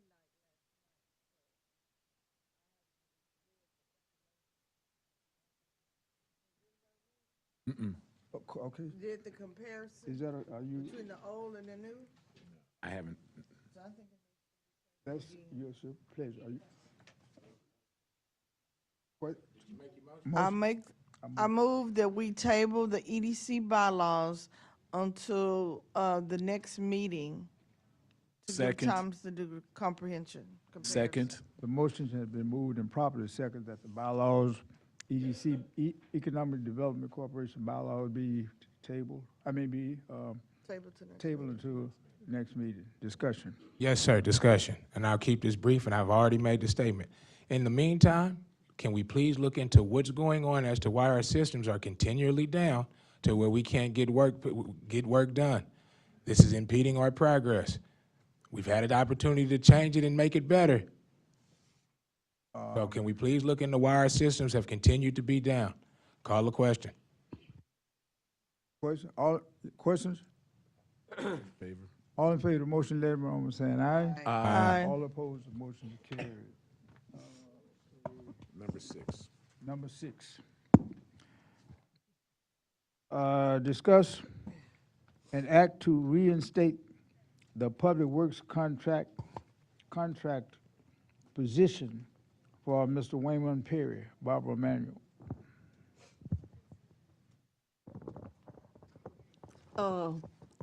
I'm kind of lost on that because when you read his contract, it says that he should get a 30-day notice. And also, I'm not understanding what they said. They had a date, a deadline date for him to be terminated on, and I'm not understanding that either. I don't remember a date. Discussion. There was 2 dates. One date was when it happened, I think in November or whatever it was, and then when we came back, the next date was for January the 15th. He had 3 dates. The So- first one was September. And it was 3 different dates. And the last date was on July the 15th, which was already discussed in December. Okay, if he had 3 dates and you know he's supposed to be gone, so why did he just leave? Why did y'all last week if he had dates? Because when Yeah, it was that's a good first question for done, the We, attorney. we were trying to, yeah. when it was first done, Hold up. This is not a town hall meeting, okay? when it was first done, we were told that it was incorrect because Mr. Kilpatrick is interim, so he can't fire contractors. So if you remember, y'all hired him back. And so then another date came up, but then there was a discussion on wait till we get these jobs posted, this, that, and the other, and we ended up with January the 15th of 2026. And that date came around, and we got the meeting minutes to show that January 15th of 2026 was supposed to be his last day. Mike? Let's start with January 15th. Who is the person who put that on the table to be voted on? Is there anyone who put that on the table to be voted on? Because I never heard that. Carla never heard that. I've never even heard anything about January. But who did that? Mr. Malcolm Jackson made the Malcolm, motion did you do that? for it to be January the 15th. He's sitting right there, ma'am. Did you do that, Malcolm? I didn't say he wasn't. Well, let him speak. I did mention, as far as within the hiring process,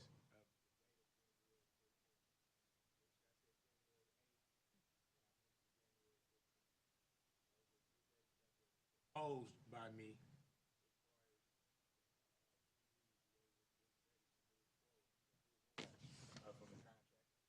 And there was a Your vote. mic is not on. Could you, yes, please get on the mic. You would have to check the meeting minutes or check the deal to see exactly what the vote on that was. Okay, Mr. Jackson, I asked you that prior to the actual meeting, and you said you didn't recall. Now you can recall, but I just said you would have to that check. before. I just said you would have to check the meeting minute, check the video. That's exactly what, if I didn't recall then, and I Right. just said you would have to check the video now, I believe that's still kind of the same, me saying the same thing. You would have to check the video as opposed to me giving you a definite answer. You don't remember what you said that night in terms of Sure, a I date? said Because I that was suggested- critical. I That was just- critical. Well, I remember because original day was December 31st. Yes, it was. And then Mr. Jackson extended it 2 more weeks to the 15th. Okay, that's fine, but this for clarity, because either Carla was here or I was here. Okay, so I obviously was not here. But in his contract, it does say he has to have 30 days notice. His first date receiving a letter of termination was in September. Okay, and his contract was reinstated after September, so it would have required another 30-day notice. And We which have is to- like 60 days, right? No, we cannot count the first 30 days because he was reinstated. It's a There had to month-to-month have been- Or you contract. can just pay him for those 30 days. Anybody can terminate pay the him. contract. No, exactly. Now, you're right. On a month-to-month, that is 30 days. You are correct. 30 days, if someone doesn't have a lease to an apartment, you're automatically on a 30-day contract. That is correct. So have those 30 days been satisfied? Yes. I just have to state this, okay? Because Wayman Perry has been in breach of his contract since almost day one. Because he was supposed to be providing us written reports, and that's material breach. He's never provided us with a written report for a whole year. That's one of the reasons why we wanted to terminate him. Now, we were given all these reasons, but, you know, you're the lawyer. I mean, it's right there in the contract that we had the right to terminate him, but you kept saying we didn't. But it's right there in the contract that he's supposed to be providing written reports, which he never did for a whole year. And it was only supposed to be for a couple of months. Okay, well, there's no provision to terminate because of a written contract. Also, he came to the mic and he gave his information. He clearly standing there. No one reprimanded him about that. at We've that asked time. him quite a few times to provide written reports, Okay, so reprimanded. So that is not the reason you've stated to terminate him. You stated you were terminating him because you were going to be filling the Stated position. him. You stated that. Hold on. Need to stop, okay? Let me.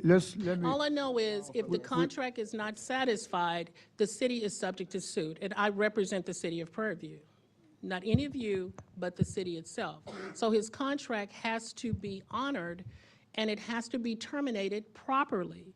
I knew nothing about January 15th. He has to have a 30-day notice prior to termination. Why It's can't it written be in his 30 days contract. from December to January the 15th? We did it in December. Okay, did you give him a Why written can't it be notice? September, October, when he first That's a received? good question. That's a good question. Question, let me say this to everybody up here. Would you please, we just talking, this is not, I remind you again, this is not a town hall meeting. I'm trying to get some clarification from legal. So what I'm suggesting that we do, regardless of what we do, and talk about it, I think in order to keep the city from out of being sued, let's get the minutes from the dates, the contract, give it to legal, allow legal to approve it, and give us a recommendation, and we move from there. I have a, Oh, wait a minute, I did not recognize you, Councilman Okay, Williams. Mayor, I'm sorry, Yes, but go I don't ahead. agree with that. We've been dancing around this forever, for months. And every time we turn around, there's something changing, there's something changing. When he was originally I agree with hired, that. when Ms. Parker was here, it was supposed to have been temporary. So it still was a temporary situation. He was first supposed to let go in September or whenever it was. We didn't do that. Then we came back in December and did the same exact thing. Then we came up with another date for January the 15th of 2026. How many more extensions and days do we have to keep giving? Because Okay. we done gave more days, as far as I'm concerned, Mayor. with that. Yes, Attorney. And that is correct. He can be terminated, but it has to be done appropriately and according to his contract that the city gave to him. Now, and can I say something? Yes. Well, in the contract, it says that he can be terminated for material breach because he has not provided written reports. It's in the contract. So all this other stuff about 30 days is a moot point if he can be terminated for material breach in the contract for not providing written reports. We've asked him many times to provide written reports, and he never did. Councilman James, Okay, yes. Councilman James, that's actually inaccurate. So it's two different issues. Number one, if you have a basis for terminating him, right, based on a material breach, like not making written reports, then you can decide to terminate.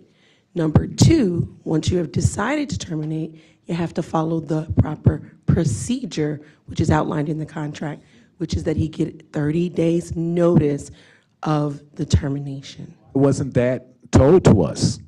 You've been told multiple times. So I guess No, we have not been told multiple times that he could be fired for breaching the contract for not doing written reports. Okay, so I guess the dispute is the 30 days and how you want to interpret the calculation of the 30 days. But I'm willing to dispute the 30 days because I'm counting since September.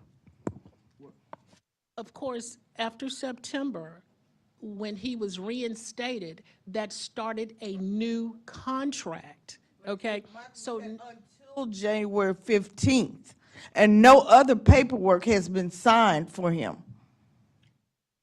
but he started a new contract because you ended it. Mr. Kilpatrick wrongfully With ended an his end date contract. of January 15th. First of all, as I said, regardless, we are going to do this right. I'm not going to allow the city for us to just go through and do something. No, I mean, if I want the public to know that if you decide to do it like that, and we get sued, the city gets sued, it's okay.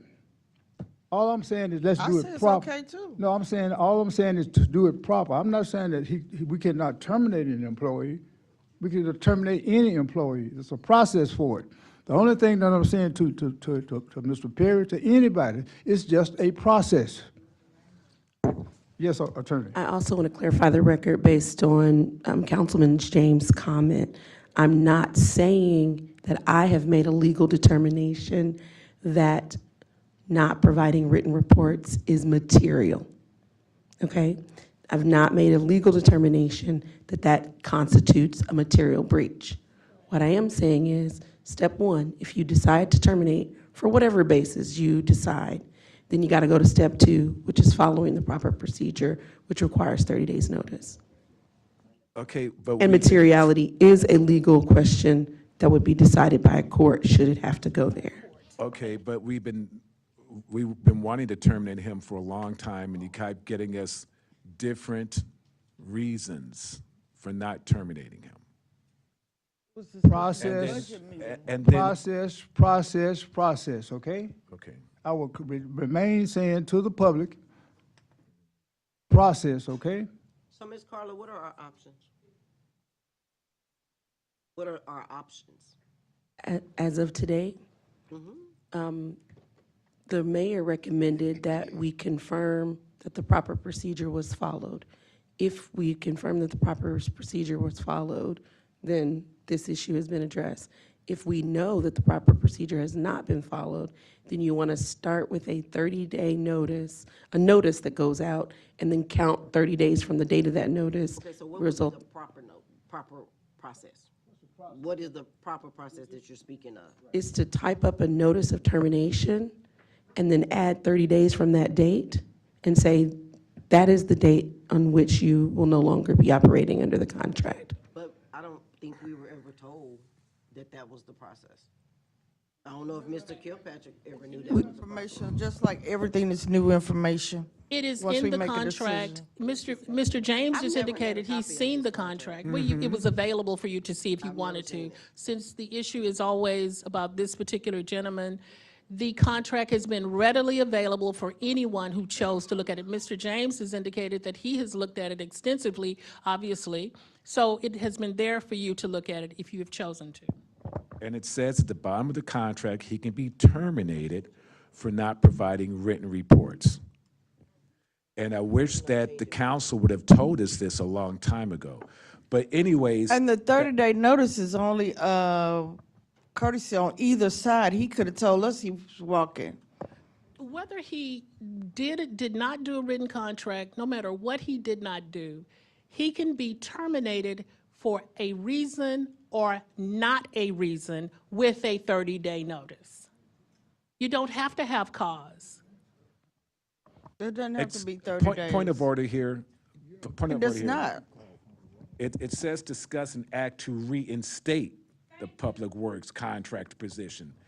He's already gone. Yeah, we don't have to reinstate him. But you are going to have to pay him for his 30 days. I know. We will go move. I'm passing this to the legal attorney. By the next, I would request that based on this item. It's a vote. It says discuss an A act to vote? reinstate the Okay. Public Works No, no, no, contractor no, no. position. Wait, I just, We didn't do second. It needs to be tabled. No, it doesn't. It needs to be. make sure, hold on. You, No, Mike made the motion Well, no, for termination. right. And Barbara Manuel, she made the motion to reinstate the Public Works Okay. no, contractor. no, she didn't say. Yeah, right.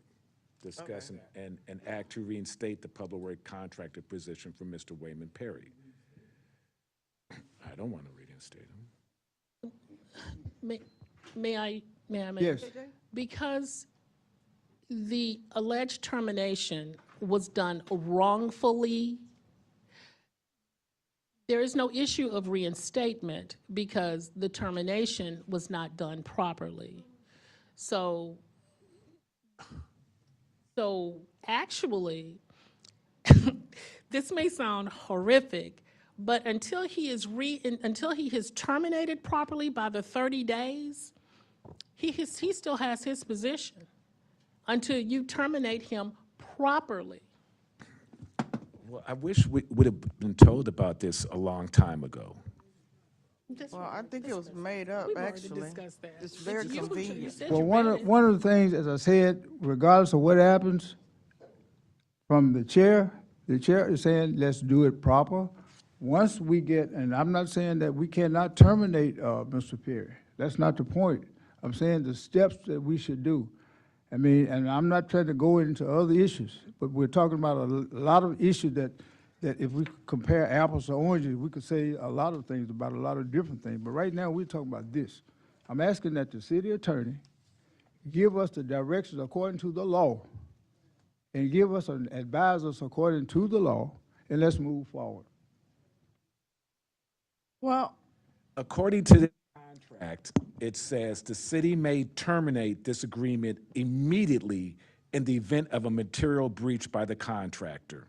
He's had a material breach, so this contract can be terminated immediately. The It's issue part of the material contract. breach is according to that's a judicial decision. He can't sit there on his own and say this is a material breach. It says scope of services, prepare reports and update for the city manager and city council as needed, and he's not done that. Okay, it doesn't even say written reports. Mike, It's a mood issue. made a statement, until we get an opinion based on the law, because obviously we are not the law, and we are law locally, but in terms of executing, no, we're not. So right now, I'm asking for the city attorney to go ahead, and if we want to put this back on the agenda for next meeting, we just put it on the table and move forward.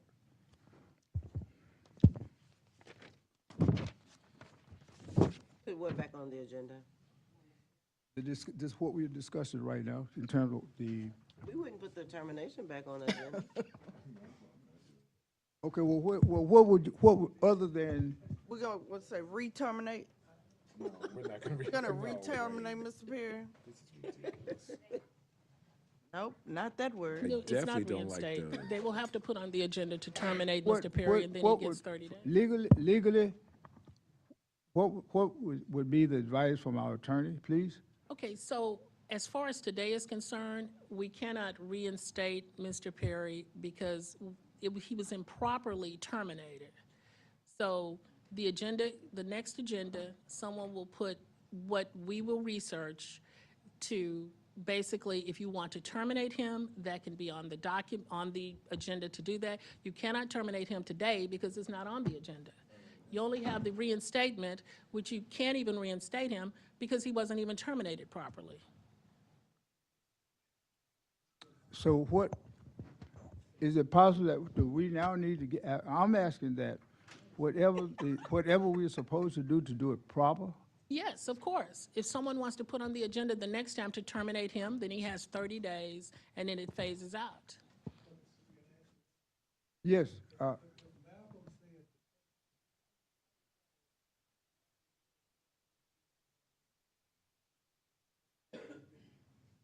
Okay, if you, excuse me, Mr. Johnson, you say you recall, I would like to see the minutes.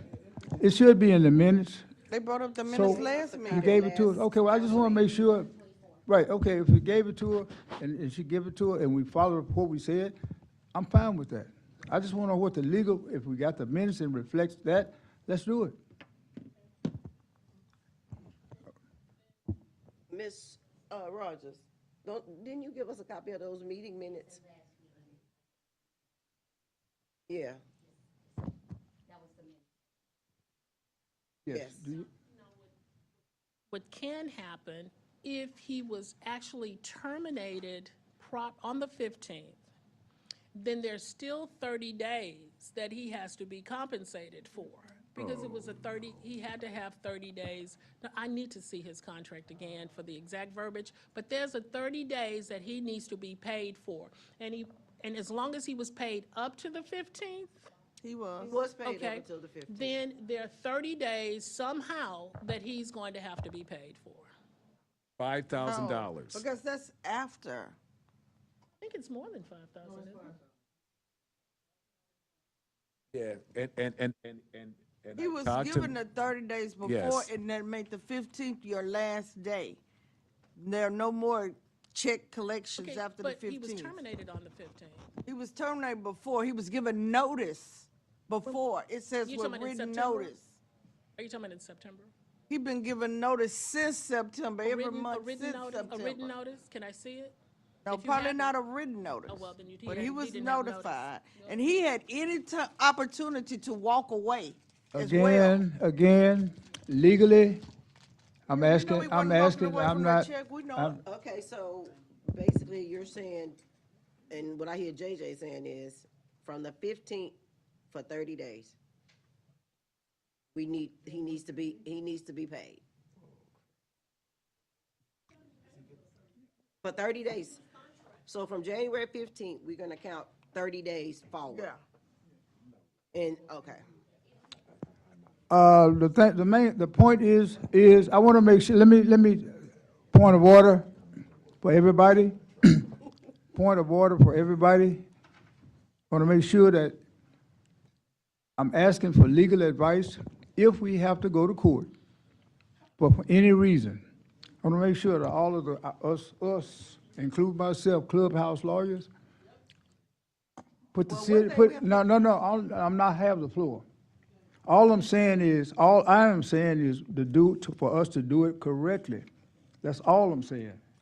That's all I'm saying. But we have other business Yeah. that we Well, that's- probably should have took care of, but we tabled it, and we'll wait till the next city council meeting, concerning reimbursements and all of that stuff. So, And I gotta say, this contract is a ridiculous contract. Well, I think that, It's ridiculous. so we'll, you want to table this for the, would you make a motion to table it? that's her item. Who? Would you make a motion, Councilman Manuel, to table it until next I week? need to ask the question. Question, go ahead and ask. Yeah. So why is such a problem for Mr. Perry working for the city of Prairie View when he well qualified? But then you want to bring other people in here that's not qualified? He's not licensed. He's not licensed. Excuse me, this is table, we're gonna move to the next item. Would you please put that on the next agenda? Yes. Okay, move to table. That's kindergarten. I moved to table this item on the next agenda item. Second. Motion been moved and properly seconded that item 6 be tabled until the next council meeting. All in favor of the motion, let it be known by saying aye. Aye. All opposed? I was reading. Okay.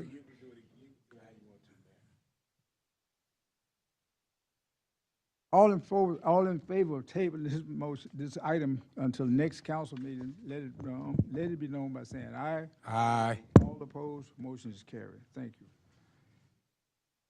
Item 7, discuss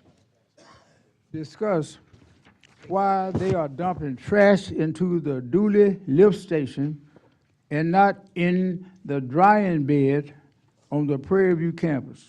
Councilwoman Manuel. Yes, sir. Well, who's responsible for that? Okay, Ms. Manuel, can you repeat that on the microphone so we can hear you? Who responsible? Is that under Mr. Kylie Kilpatrick? yeah, Well, he's working with Public Works, but he's not here, so, so should we table that? yes, sir. Ms. Manuel, well, go ahead, make your motion here. Yeah, make a motion. I make the motion to table this item until the next meeting. Second, on moving to table number 7. Motion moved and properly second to table item 7. All in favor, discussion? Discussion. Ms. Manuel, in the meantime, I help you as best I can, and I will send an email in to Mr. Kilpatrick asking these specific questions to see if we can get an answer in between time. And for a point of information, I did talk to Chris Poole about this dumping trash. We got a motion on. Okay. All in favor of the motion to table this to the next meeting, let it be known by saying aye. Aye. All opposed, the motion is carried. Item 8, discuss and act on Maria Antoinette lift station, access to the road. Ms. Manuel, Councilwoman Manuel. Well, it doesn't have a proper way to get in the lift station, so I guess that fall under Mr. Kilpatrick also, so it has to be tabled. Are you asking to table it? Yes, sir. Make the motion, separate I motion? table item 8 until the next council meeting. Second. Motion been moved and properly second to table item 8 until the next council meeting. Discussion, question? Yes, sir, discussion. Discussion. Ms. Manuel, just for clarity, are you talking about as far as like a driveway and an easement to be able to access the lift station? Yes. Okay. And again, that was, yes, it is still occurring, and I believe that occurred before the current city manager and even the previous city manager, but that is something that we probably need to look into. Call the question on the table. Question? All in favor of the motion, let it be known by saying aye. Aye. All opposed? Motion is carried.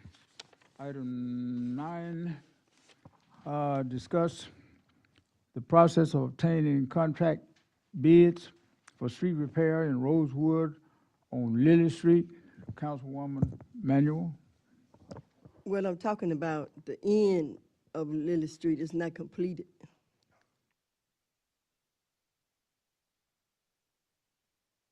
Okay, that's, any question, discussion, council? So I guess that has to be I tabled thought also. we had a plan where people were going to be improving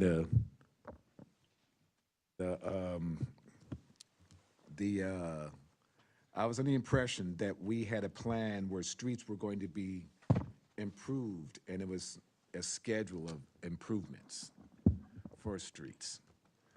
And is this in the plan for the street to be repaired? Excuse me. Yes. Well, when I had rode out to this location, and it has been paved, I guess, halfway, but not to the end. So it need to be completed all the way to the end. Now, Mr. Mayor, if I may, Ms. Yes. Manuel, you talking about Lily Street, Lily in Rosewood, correct? Yes. And we talking about Lily Street headed west on Rosewood. If I'm headed south on Rosewood, I make a right on the Lily Street and head west, correct? Well, I have the pictures if you want to see them. Yes, ma'am. Would like to see him. This is just a discussion and not an action. But are you looking to? I guess we had been receiving quotes to do Lily Street. I believe we've all received the quotes for Lily Street previously, but I can go back and look through it to see what I can find for you. In the meantime, again, this is just a discussion item, but what all are you looking to get done exactly? For it to be completed all the way to the end. So you're looking for Lily Street to be paved all the way until the end? Yes. Okay. Yes, ma'am. I'll do what I can to be able to help you, to be able to get some answers as far as getting Lily Street paved all the way into the end. I do believe this is something that we're currently working on right now. However, like you said, Mr. Kilpatrick isn't here. I wasn't able to get that information. So what I'll do is I'll take the opportunity to be able to help you to be able to try to get some answers for what you're looking for. But if there's anything else you would like to ask right now, feel free. No, that's not. So are you asking to table this also? Yes. Okay. Mr. Mayor, there's no need to table. It's just a You discussion. go, okay. All right.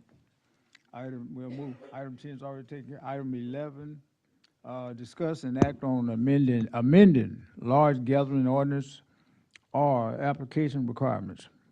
We'll provide information specifically focusing on signatures required by applications approved. Councilman Jackson, Pro Tem Jackson. Yes, sir, Mr. Mayor, thank you. And again, the systems were down, so I've attempted to get this information to City Council previously before today. However, I just was able to get into City Hall now. However, the adjustment or amendment that I'm looking to make within the ordinance for mass gatherings, I've made a copy, I've underlined it, and I've given it to you all. That's the only amendment that I'm looking to make. Again, if you all take a look, or would you all like to look over it first and we can discuss this later in the meeting, or are you prepared to look over it and discuss it now? Because again, I know I just gave it to you maybe 5 minutes ago for my amendment, but it's only one line. So it's up to you all if you would like to have some time to look at it and then we discuss it later this meeting. I'm comfortable with that. If you would like to approach it now, I'm comfortable with that. I'd say we should approach it now. I say we should approach it now.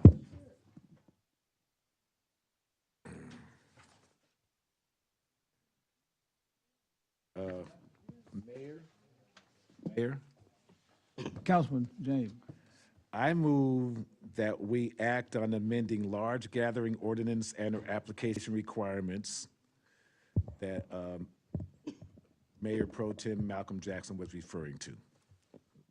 Second. The motion has been moved and properly second that the item, that the large gatherings, discussion on amending large gathering ordinance and our application requirements will provide information specifically focusing on signatures required for applications approved. Okay, and we do have a copy of the Yes, sir. the amendments. And it was seconded. So this will be my discussion, Mr. Mayor, if I'm able. Yes, Again, go. on page 2 Page- of the mass gathering ordinances, what I handed you all is page 2. I handed you all what my attempted or my proposed amendment is on page 2 under letter C. I underlined it. Letter C says a certified copy of the agreement between the promoter and the property owner. Well, my amendment states the property owner, comma, assign or designee. Now, the reason why I'm proposing this is because we have to be universal in our approach to everything we're doing. I noticed within the parties, we are requiring the property owner to sign off. That's not necessarily a problem. However, in every other issue of legality, you don't necessarily have to have a property owner sign off on permits. When we get building permits, and again, I attempted to email a copy of previously finished building permits to you all, but the system was down. We really need to look into that. However, when we send out and have building permits and building applications, or building permit applications, we don't require the owner to sign off. It can be an assign, it can be a contractor, it can be a designee. We've allowed multiple people to sign for a building permit. When we do deeds and people have deeds on property, all deeds state that the owner or assigns or heirs are able to have access to the property. So for us to supersede a deed to then say, well, hey, we want to get the owner to sign, again, sometimes in my opinion, that seems not necessarily out of reach, but somewhat unnecessary if you have an owner that is already assigned or designated somebody to be on the property. For example, trespassing occurs when somebody calls and says that they're trespassing. If I'm on an empty lot and nobody messes with me or says anything, it's assumed I could be there. Somebody would have to report or notify that I am trespassing for it to be trespassing. So it's the same instance in what I'm asking to be amended with this amendment. If a property owner has designated somebody to operate or manage their property, or has assigned somebody to operate or manage their property, I believe that assignee, just like our building permits and deeds, should be allowed to sign within the ordinance, and that was my amendment. Okay, we're discussing this again. I think that I would like to make sure that this passed all the tests. In other words, we make sure that all the I's are dotted and T's are crossed, because again, I'm sure you've done your homework, and you are amending. Is that correct? Yes, sir. Okay. Just amending letter C. Making sure, when I say amending, making sure that, again, that what we need to, I think we need to do whatever's necessary that somebody doesn't falsify some information. What is that? Yes, sir. We do what is necessary so somebody doesn't falsify. Typically, again, if somebody turns in a building permit and somebody falsifies the information, your property owner then comes and says, well, hey, those people aren't supposed to be on my property. Hey, that person isn't supposed to be building a house on my property. And therefore, that's when it comes out to somebody falsified. Just like when you turn in deeds, we have an issue in the state of Texas with people turning in false deeds. False deeds typically were allowed to go through and still go through. They now have more protocol to be able to prevent it. However, the false deeds typically aren't found out until the previous property owner steps up and says, hey, that's my property, or hey, this deed is not legit. So what I'm looking to do again is have an assigned or designee, just like it states in most deeds, just like we allow with our building permits, to be able to sign in regards as instead of a property owner. Now, if you have a property owner that says, well, hey, they should not be on my property, please allow them to call in and file their complaint, and then we will handle it accordingly. That's a very good. Okay, so, are you ready? Well, again, just to clarify, section 12.422 under the application process, under number 2, letter C. 422. Section 12.422, application procedure, number 2, letter C. The amendment is to add on top of the property owner, comma, assign or designee. That's the amendment. Call the question. Question been called, discussion. Yep. All in favor of the motion, let it be known. I have a Oh, statement. sorry. Aye. Hold on. I have a statement. I think that's a good suggestion that the councilman has put here.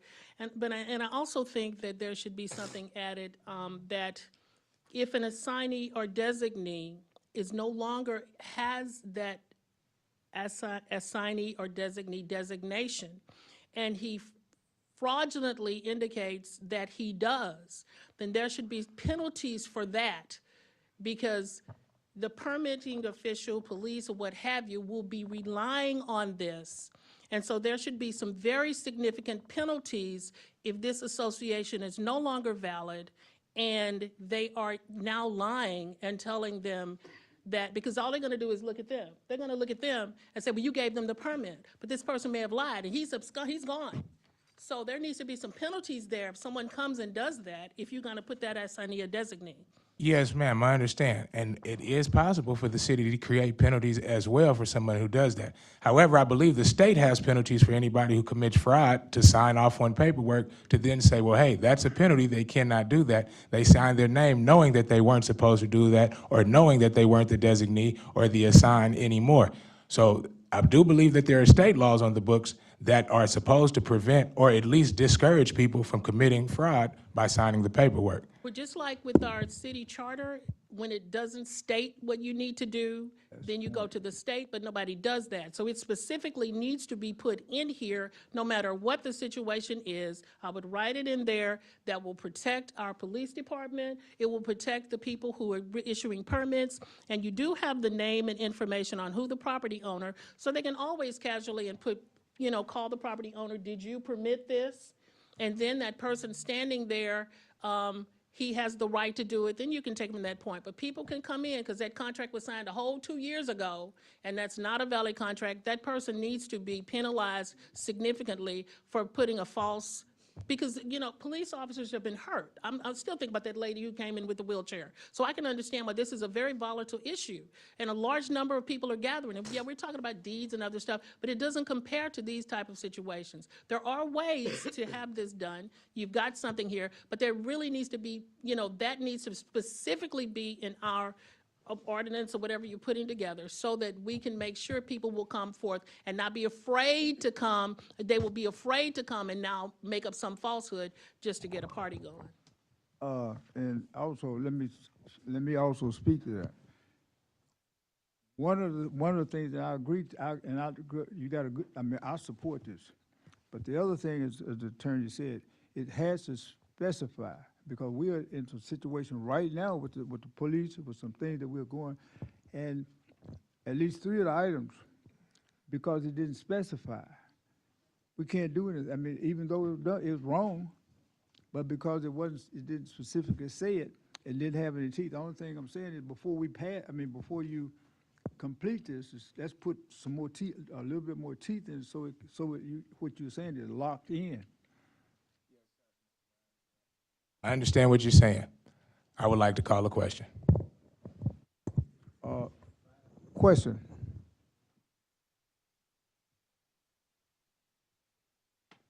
Wait a minute, before I call a question, let me just ask a question. Do you have any problem with of teeth being into, if you need to add a little bit more teeth? I have no problem making future amendments within this as far as civil liability and civil. That's the only thing. Yes, sir. I have no problem adding on to civil liability and civil consequences. Actually, I take that, it is in the back of here. Again, our systems was down, so the building permits I had is in the back as well, to be able to show you all, as far as you have property contractors that are able to sign as opposed to the owner. Okay. I don't know if the contractor ever knew the owner, but they built a whole house here. Okay. So again, I have no problem adding and amending civil liability to this ordinance in the future. Call the question. Because a person can abscond, they may not even Well, have the we money. do have a penalty section within this ordinance as well. Yes, ma'am. Call the question. Yes, and I would like for you to state the motion saying that what you want to add before we make the motion, so it can go into the records. Yes, sir. I will state the motion. For the record, let's record. lock this in, because I want to make sure it states like he says, so that we can lock it in, because he definitely has done the research. Mr. Mayor. Yes. I would like to amend the large gathering ordinance under section 12.422, application procedure, number 2, letter C, to state a certified copy of the agreement between the promoter and the property owner, comma, assign or designee, period. Second. Motion has been moved and properly seconded that this amendment be passed according to, and I don't remember exactly what you said, according to the statement of Councilman Malcolm Jackson, Mayor Pro Tem Councilman Malcolm Jackson. Discussion. Question. All in favor of the motion, let it be known by saying aye. Aye. All opposed, motion is carried. Thank you. Item, 13. Item 13. Discuss and approve the city of Prairie View participation in the Eco Power Clean Energy Reliance Infrastructure that supports reliability, economic and community benefits. Councilman James. Yes, we've been talking about EcoPower and about this, our partnership with EcoPower and the geothermal group. And it will provide energy and power to the city of Prairie View. And it would be a great thing and a benefit to the city of Prairie View. So I recommend that we approve the city of Prairie View participation in the EcoPower clean energy and resilience infrastructure that supports reliability, economic, and community benefits. I second for the sake of discussion. Second. Motion has been moved and properly second that we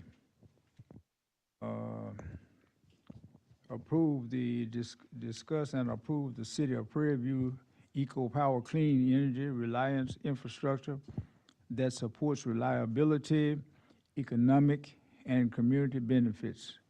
Discussion. Yes, sir. Discussion. Councilman James, what exactly are you getting, or are you asking us to commit to with this EcoPower source? Because this says EcoPower, and that doesn't say EcoPower source as far as the company. So are you talking about the company that has come up to us multiple times and presented, or are you just saying you would like for us to participate? I'm talking about the company. Okay, that's why I asked. I'll be honest with you. I seconded it for the sake of conversation. Right now, I would have to ask some questions before I would just be ready to move forward with EcoPower, because I've seen other stuff in which they presented to us as far as leasing agreements and everything else that I had multiple questions about. I know Dr. Emmanuel was just here, and I would have loved to have him in on this because he sat in several of the meetings, and I know he had some concerns. So just us participating with EcoPower and clean energy, yeah, I'm for it. Participating with that particular company, I need some more answers. Don't they need land? They do need land. Do we have land to give them? We have land, yes. Where? On the corner of Echoes and University Drive, I think it's 101 Echoes, that they wanted to put I'll be honest with you, Councilman James. If this is something you would like to table or come back with, or allow me to help you to come back with some better information, then I think this is something that we can approach. But if we were to vote on this right now, I don't know if I could vote yes. I move to table discussing and improving the city of Prairie View participation in the EcoPower clean energy and resilience infrastructure that supports reliability, economic, and community benefits. Excuse me. You would have to move to withdraw your previous. I move to withdraw my previous motion. Okay, and I remove my second. Second. It's been moved and properly second that we withdraw item 13. No. I mean. No. Councilman James has removed his motion, and now he's making a motion to table number 13. Table number 13 to the next city hall meeting. We're now moving to table it. Yes, Yes, I and move I to second. table and approve the city of Prairie View participation in the EcoPower clean energy and resilience infrastructure that supports reliability, economic, and community benefits. Give a second. Yes. All discussion? All Sir, on the discussion, Councilwoman Reed, I'll gladly send you a copy of the lease agreement proposal that was sent over to us. I would implore everybody to get a copy and take a look at it, as well as ask as many questions as possible. EcoPower Source does have a lot of resources. They provided us a lot of information. I've actually sat on a panel in regards to EcoPower Source and discussed this. However, I have more questions, and because 13 isn't specific as to what we're agreeing to or entering into, like I said, I have no problem helping you so we can work this out and progress it. Call the question. question. All in favor of table, let it be known by saying aye. Aye. Withdrawing. Number 14. Item passed. Item number 14, discuss and act to encourage the hiring of Chris Poole for Public Works Director. Mr. James. Councilman I James. believe that I'd like to table this until Mr. Kilpatrick can return to the when Mr. Kilpatrick is better able to discuss this as well. So I'd like to, okay. Motion been moved and properly seconded to table this item. Discussion, question. All in favor of the motion, let it be known by saying aye. Aye. All opposed, motion is carried. Item 15, discuss to remove, oh, we did that already. Item 16, discuss to. I had a question. On which? Huh? Wait, which one? Well, that's done. How about I had a question?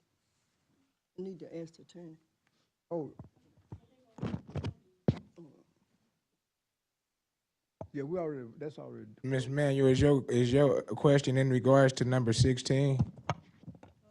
Item, which item? Because we're on number 16 now, so I want to make sure we're not missing exactly. Which item do you have a question on? That was 14.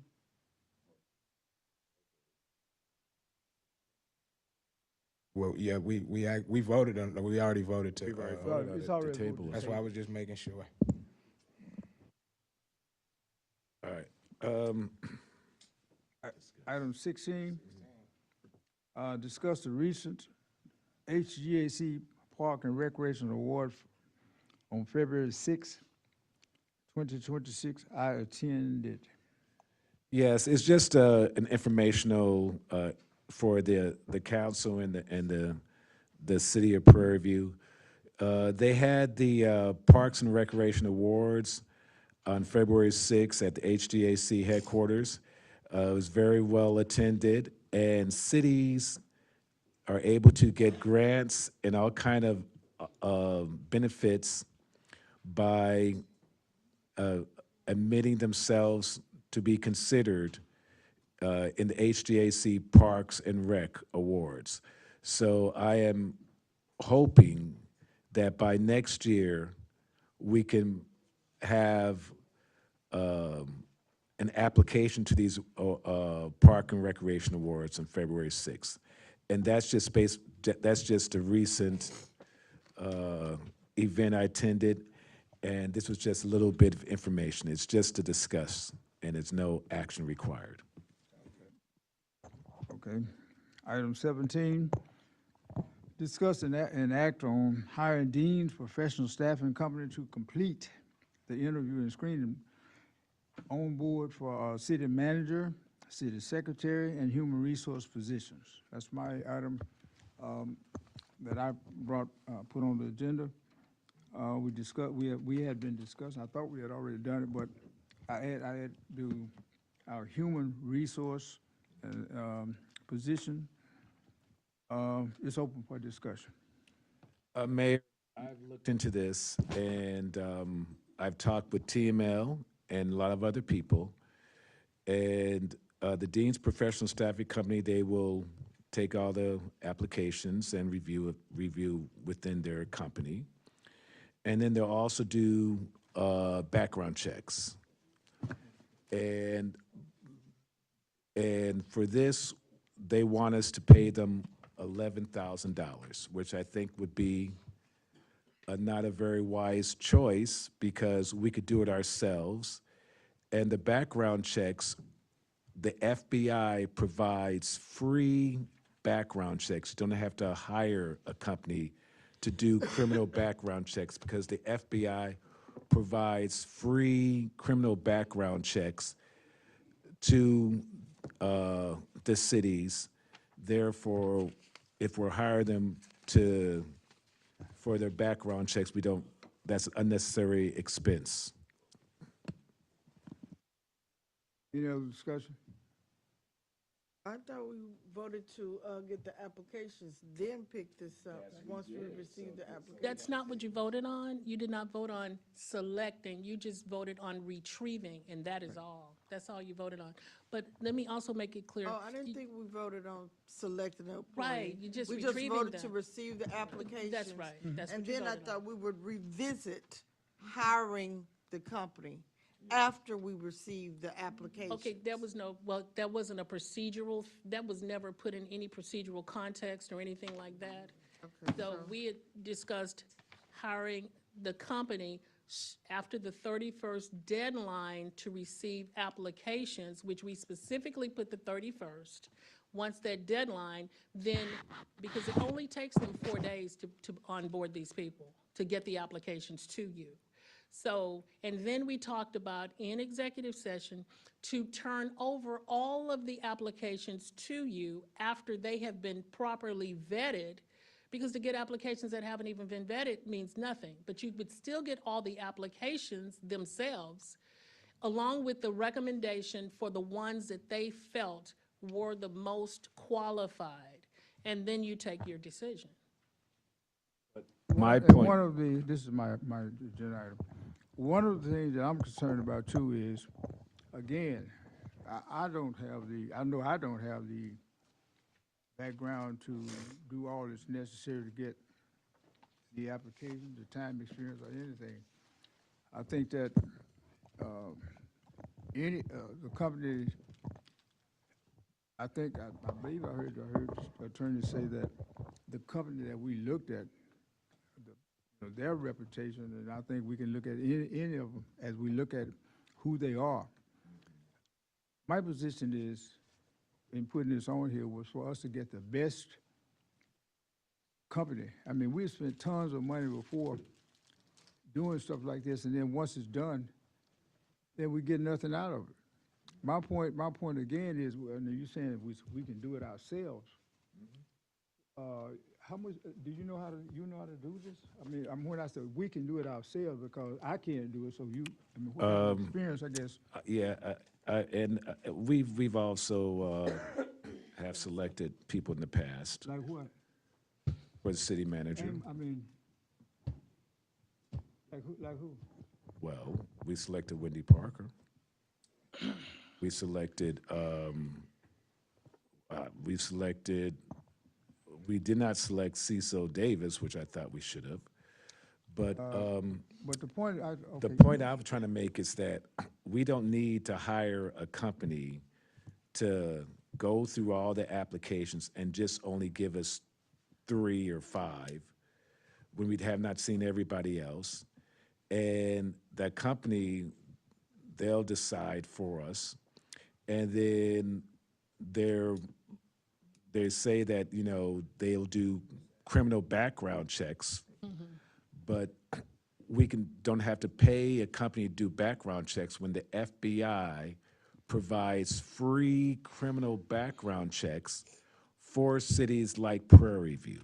Okay. Okay, let me add, before we keep debating this, number one, I don't know where, I mean, I would like to see where FBI provide free and have the time to do what we're talking, I'm talking, okay. Provide free background checks, number one. Let me finish this.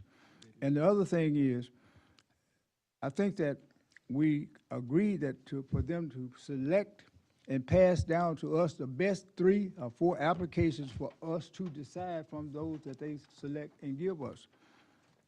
And I just keep, trying to wonder, we've made a lot of mistakes because we don't know, we don't have the capacity to reach out and do, we reach out and say, we're gonna hire this person, and they say, oh, it's a good person. Right. And I can share with you some information, like you said, you already said, like, example. I'll use one example, Councilman Jackson. You mentioned earlier about the microphone system, the internet was down. I mean, a lot of things that we're having to backtrack to go back and fix. I can share with you. I don't want to spend the time to tell you what I found. I learned from what they told us or what happened because of some mistakes made in the past because we were trying to do some things ourselves and didn't know what was going on. Yeah. So I'm saying is, if we have some professionals that they stand by their work, let them bring it to us, and then we select from that. And I can think about many times that we said we were going to do it, and we didn't end up doing it, and we still in the same bag spending money. We spent tons of money and saying we lost, we paid some 11,000 to somebody, and we got nothing from it, the company's gone? Spent 500,000, in fact, 3 to 500,000. But I do want to make this statement that, you know, Mr. James, you've indicated that you have the, you know, you have the capacity to do the checks or what have you, but yet you put forth people who have significant criminal backgrounds. You have put forth people who have former cocaine charges, former aggravated robbery charges, former driving while intoxicated, registered sex offenders. You've put forth such people, but did you know of their background when you put them forth? If you did, you still want to be able to be the person to pick these people, and you're putting forth people who have those type of records. You see, so I'm sorry I have to say this publicly, but that is a fact, and I can back that up. So whether it's this company or someone else, the city of Prairie View has to move forward, has to do things properly and bring the right procedural people or companies or whatever to be able to get things right. I am not in favor of spending the city taxpayers' money for some company to take all the applications and narrowing it down to 3. I prefer that we see the applications and we could save the city of Prairie View quite a bit of money with the FBI. They do the criminal background checks, and then that's after we they've been decide. vetted? Okay, Now, let hold on, Mayor, me I'm ask, sorry. hold on, let me say this. I would like for you, since you said that you got that, bring that to, I would love for you to let me get into, I would like to talk to the FBI that you're talking to. Before we, okay, if you don't want to move, we can table this. If you want to table this right now till you bring that, sure, we can do that. Mr. Mayor, let me make this statement. Again, I abstained from the first one, and I'm not necessarily against this one. This is why I'm not against this one. We've made multiple attempts to hire city managers since I've been on city council. In my opinion, we failed miserably. Now, whether it's because we didn't vote for the right person or because we didn't know, we failed miserably. We've had multiple times we've had the opportunity, we didn't do it. We hired people who've come in and we had to speculate after. We've hired people that have not been qualified. We don't have the means to be able to say, is this person qualified or not? Because I guarantee you, we would have a difficult time right now naming the qualifications for the position. This is another reason, and I'll give you this as an example. We all sat up here just 5, 10, 15, or maybe an hour ago, upset that Mr. Perry is still working. Oh, Mr. Perry's still here. We're wasting money. Well, guess what? If we had went on ahead and had a hiring process when we were supposed to have had somebody, we've wasted 2 months and paid Mr. Perry $10,000 of your 11 if we would have went on ahead and just made a hire. So while I understand what you're saying, we've lost countless amounts of money by continuing to go at it, to believe that we can do it ourselves. While it is our responsibility to pick city manager, city council has that responsibility. I believe council should have the availability to look at all applications. Again, this does not keep us from saying, well, hey, I rather this application, because now we get a chance to look at the applications. But still take it into perspective to say, we've tried to do it ourselves several times. We've come up with what we got. They have about 40 to 60 applications that they're going to do all the background checks. They're going to do everything that a company is supposed to do, and then they can be turned over to you, and they will select but all of them will already have been done. So they will select the people whom they believe are the best people to be qualified. You can select from that, or if you see somebody else you want to, but you don't have to go through that process. And it's more than just an FBI check. You have to do the references for where they've been, where the university they've graduated from, where they've worked, the company they've worked for, et cetera, which is a lot of work. But these people have the computer systems. They have the systems in place to do that. So, and that's it. Councilman James, I don't think. The question is, if hypothetically, the reason I'm doing this, because again, I put on here even added, even not, I didn't add it, but I also said human resources.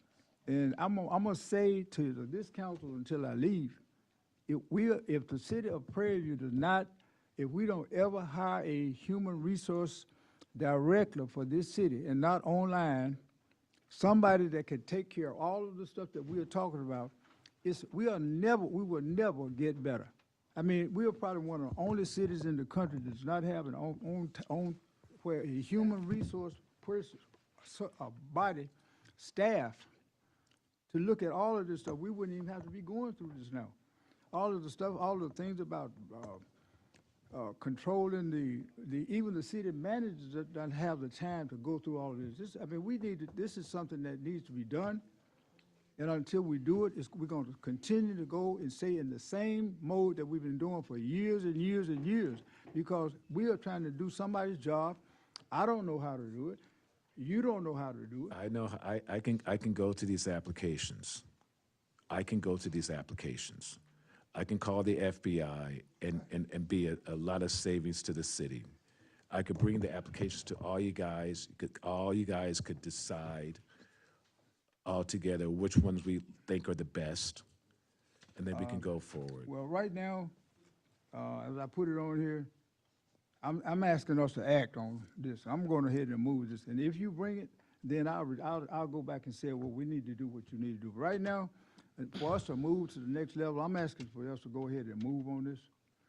Can I get some clarity here? Yes. So basically, we're talking about a situation where a company will go through the proper channels to make the assessments of everyone, and then they make their recommendations. However, you're not obligated to go with those recommendations, but you can freely go through all the applications and select whom you want. But we could do that without hiring a company. We don't have to spend $11,000 to do it. We could do that, and if we want to do the background checks, the FBI will do it for free. Do you know how much it costs for HR companies to actually do that? Usually when you're talking about a professional, and the woman said it the other day, it's 20% of the salary. That's for each position. You'd be spending close to what you said before, $60,000, $80,000, you know, but because they want to be able to do business with Prairie View. Or as if the, do it ourselves. okay. He's just, it's, Thank you. yeah, sometimes. Look, it's just- I would was like, crazy. I would like to call, can I call for a motion? I'm calling for a motion on this so we can move forward. Either we do it or we don't. We've spent thousands getting to this point that's now unaccounted for in advertising, in time that we have billed in order to do what we need to do as attorneys. You've spent way more than $11,000 already. Mr. Mayor, if I may. Mr. Mayor. Yes. The only thing I'll add to this is a caution regarding the city's reputation when it comes to how decisions are made for hiring, for personnel. If you want to look like you're doing it right, you hire third parties that are arm's length to make these types of decisions. Based on the record we're creating tonight, someone can say, Councilman Mike James hired this person, right? Versus going through a proper process and having the city then make approvals from there. But the reputational challenges that the city of Prairie View has faced regarding hires, personnel, et cetera, would counsel you to use a different process so that if something happens, you can point to the measures you took to try to guard against this type of reputational harm. Let me also say this again because this is my agenda item. again, there are some situations right now, and probably you're gonna see this in the newspaper tomorrow, based on some problems, some things that we did not do, okay? Because we did not have the capacity to do what we needed to do, we're getting ready to face some situations right now. Because you're talking about the FBI? FBI is not gonna do what you're talking about. That's not what we're talking about what we need to do as a body to protect this city. Already, we've made major mistakes because we did not invest in the future.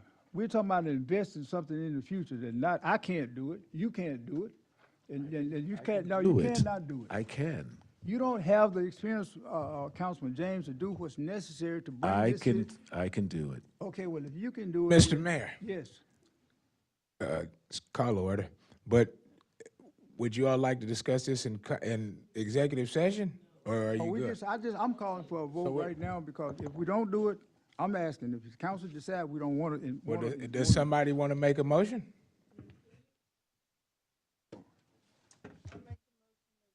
Dean's Professional Staffing Company to complete the interview screenings and onboarding for the city manager, city secretary, and a human resources position. I second it. Motion been moved and properly second that we hire Dean's Professional Staffing Company to complete the interview screening and on board for the city manager, city secretary, and human resource position. Discussion. Yes, sir, discussion. Yes, sir. While this is currently on the floor, I do not believe that this supersedes number 5. I believe city council still expects number 5 to occur, where the applications are returned. Yes. Right. Effective immediately. So with that, that's my discussion. Okay. I agree. We're still looking for number 5. Okay. We still have the expectation. Pass them on to the hiring people. And we do not want to search or chase for number 5. We would like for it to occur post haste. This week. Okay, is that, okay, other discussion? Can we get an agreement? Now, we've already voted on it. No, can we get a confirmation from the holders of the applications? Yes. Yeah, that's what I'm saying, yeah, that's.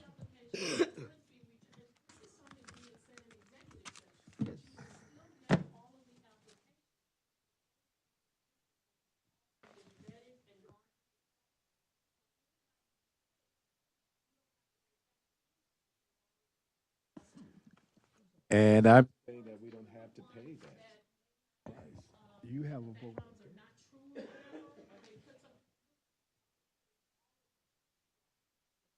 Yeah. Yes, as I was, again, number 5 does say all. So we are looking for all. It did say all. We would like to see all. But it's a motion on the floor. Call the question. Question? All in favor of the motion, let it know by saying aye. Aye. All opposed? Nay. Ayes carried, have it, the motion is carried. Executive session, it is now eight. Yeah. Yes, question.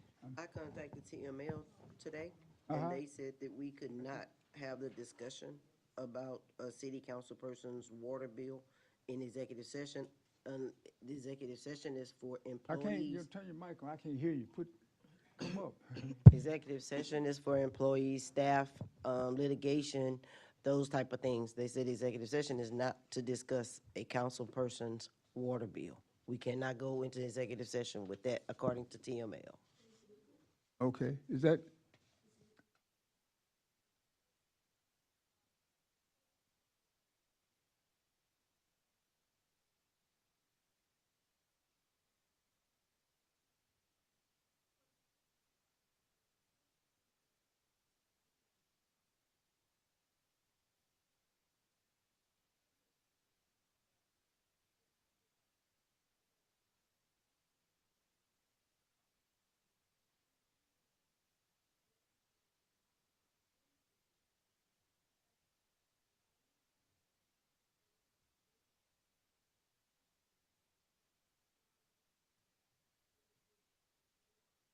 Mic on, please.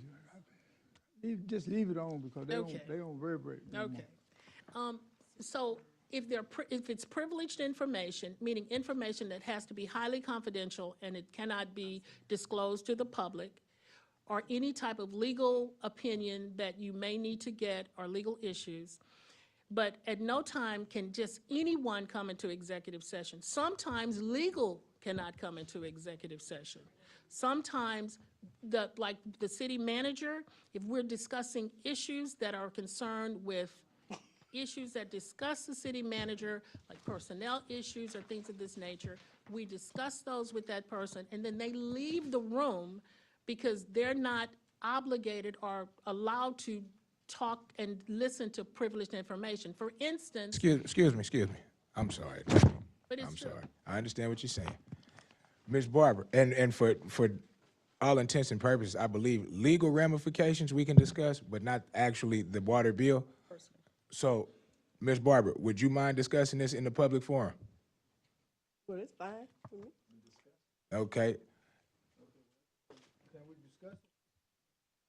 Okay, yeah, go ahead. What the situation is.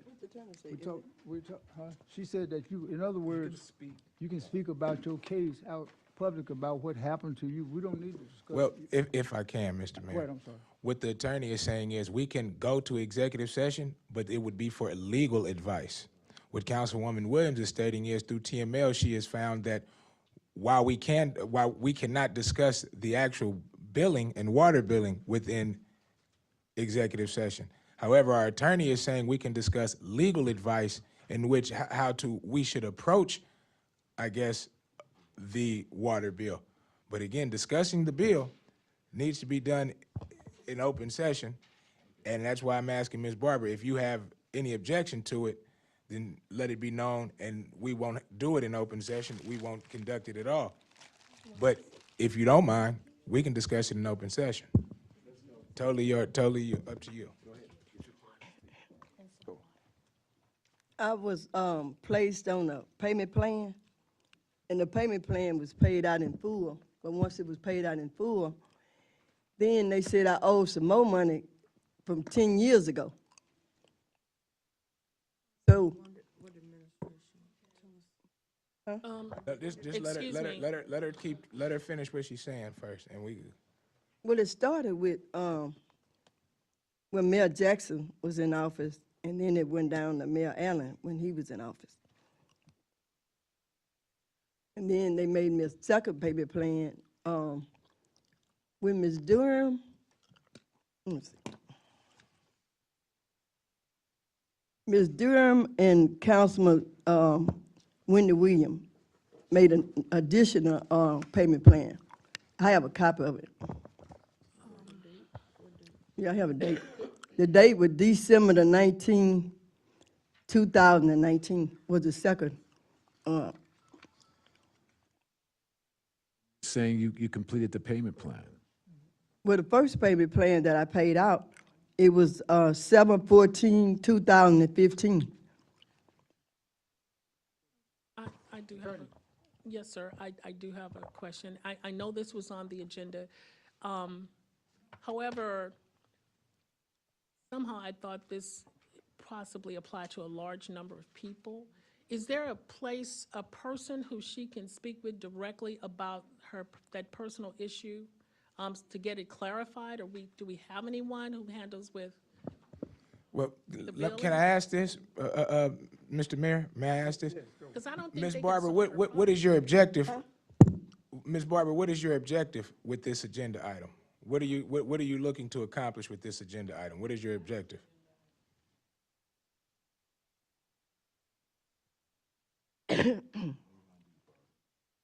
Well, it need to be clear because the payment plan was paid in full.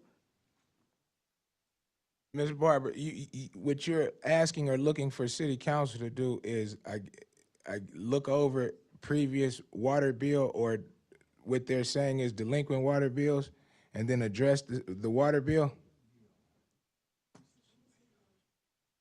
Now, when you said previously, or you said a previous administration, When did you receive an initial when did you receive the initial bill in which you protested and then went into a payment plan? Which one, the first one? When was the first one? Yes, ma'am. First one was 7/14/2015. 7/14/2015. And do you know how much it was, if you don't mind me asking? Yes. $3,231.29. 231. Okay, and you claim that you finished paying the initial first payment plan. Yes, I paid it in full. Do you have at least the date in which you paid it in full? Or I have receipts. I have all of my receipts. you have the receipts in which you paid it? Yes. And then you're stating that another payment plan was then issued or Well, asked then- of you? Another bill came on 19. So then they said, Ms. Duran, Councilman William was saying I had additional, well, Ms. Duran was saying from 10 years ago, I owed some additional money. So they made another agreement, payment plan. Since I was part of that meeting, and that was when I first got on the council, and Ms. Barbara came and was trying to work out something to get her water back on. And at that time, Ms. Durham was here. And we also had ex-mayor Frank Jackson came to that meeting as well. And we were all sitting there, and what they were trying to explain to Ms. Barbara was she made a few payments, but then she stopped making payments. So then the water bill would go back up and get. That's and not gain- true. That and is gain not it. true. I did, Barbara, you gotta let her finish, Ms. Barbara. and gain interest on it. So we asked her, could she do $25 toward the past due amount and do another amount to keep with the current bill? And she refused to accept that. We asked her, what would she accept? And she said, basically clearing the bill. Well, we couldn't clear the bill if you owe, the money. So we tried to work with her to get this done, and according to ex-mayor Frank Jackson, he said he tried to help and gave her payment plans as well to get this water bill taken care of.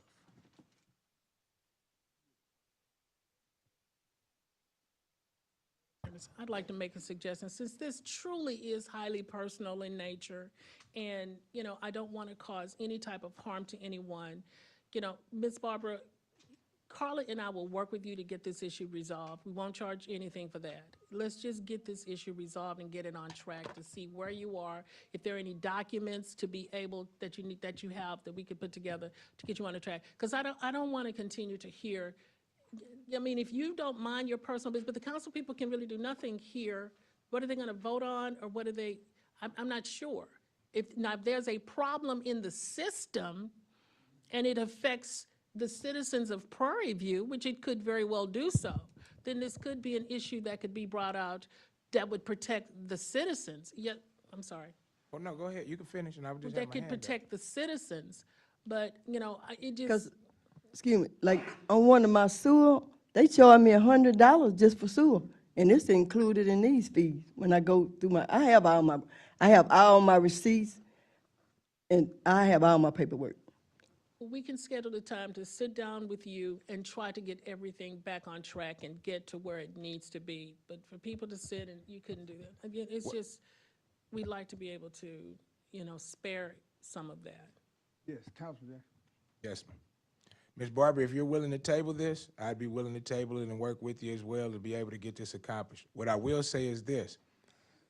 We've heard just recently about all of the discrepancies with water billing.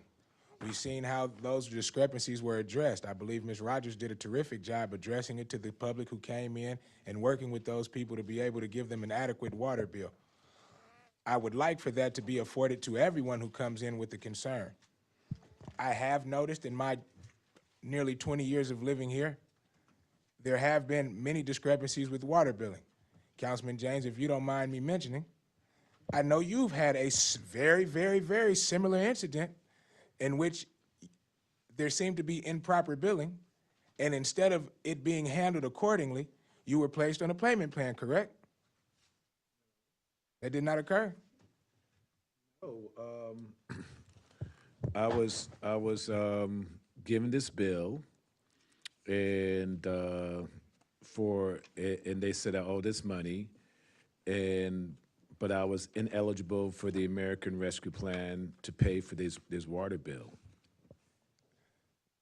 Never mind. Never mind. Okay, I think, So are we going into executive session for the other issue? Ms. Barber, would you like to table this until they can work with you a little bit more? Yes. Would you like to make your motion to table this? Table, going into, on that, We tabling Ms. Barber's With that part. agenda item. in other words, we still have an item on here that on executive session. This is number 2 under the executive session. Ms. Barber, you looking at table number 2 under executive session? Session item number 1, That's right. Redo. okay? It is 8:59. We are now going to recess and go into executive session, and the chair will entertain a motion to go into executive session. did we vote on Dean? Talking about because it was used specific. Give them everything. Motion to go into Everything executive over to session? them, we sure did. Yes. All in I- favor? I- Go. I move that we go. I move that we go into the executive session. Do I get a second? Motion moved and proper second that we go into executive session, 8:59. We are now recessing to go into executive session. So we kept increasing.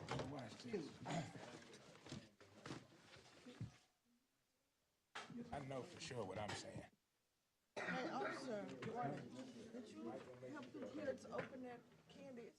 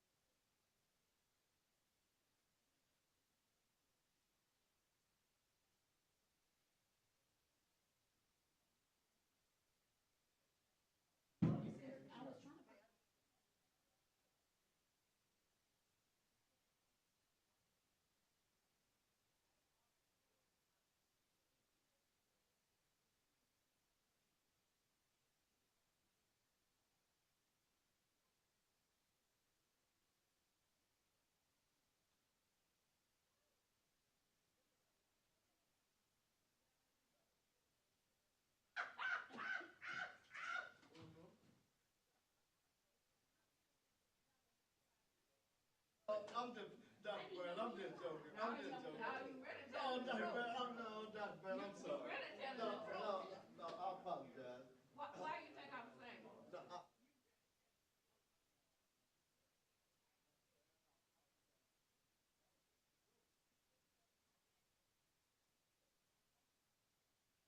that was just a joke.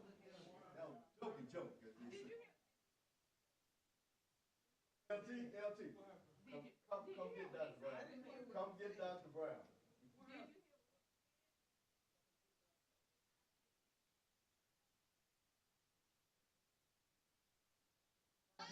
See, Dr. Brown, see? Both of them that got it. Y'all give me a bad.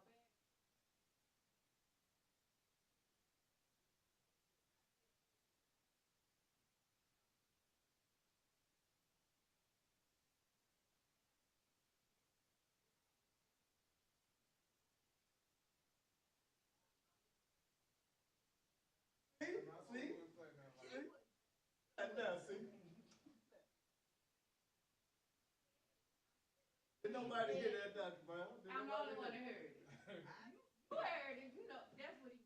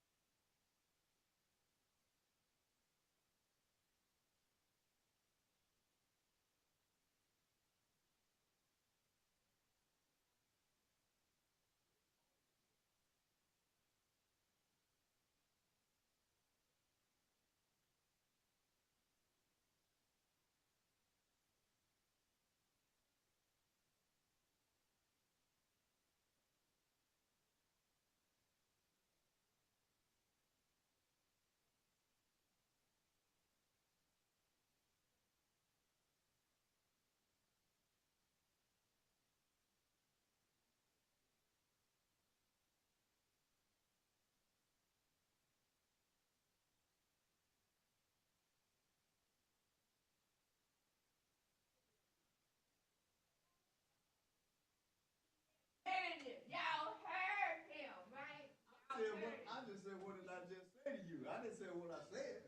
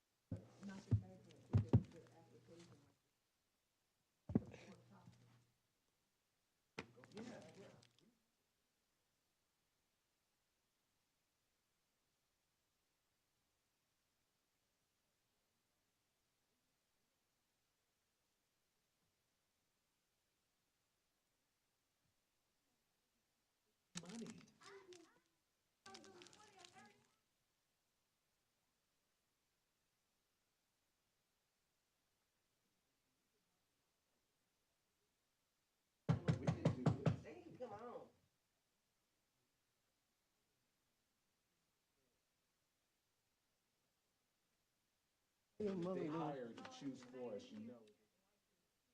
MSNBC. With a leg, with a leg crossed. When we hire them to choose for us, thumb on the scale. You're gonna be on what? Huh? What you mean? Now, he probably been playing at school. Nah, you're not gonna be up all night. I'm gonna show him the bed, you made his mother the bed. Too tired. I know. And then he ate before he came here, so. We still have to pay.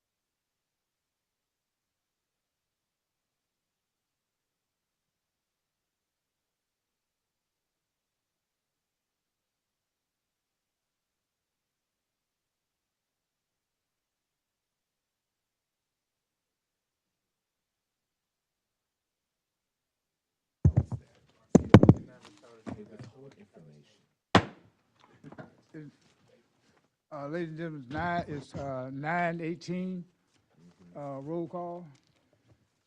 Councilmember Barbara Manuel, Present. Councilmember Risha Reed, President? Councilmember Mike James, Present. Councilmember Wendy Williams, Here. and Councilmember Malcolm Jackson. Present. Okay, Mayor Levy, and we are back out of executive session. Council, after we went into executive session based on the information there, is there anything that we need to deliberate?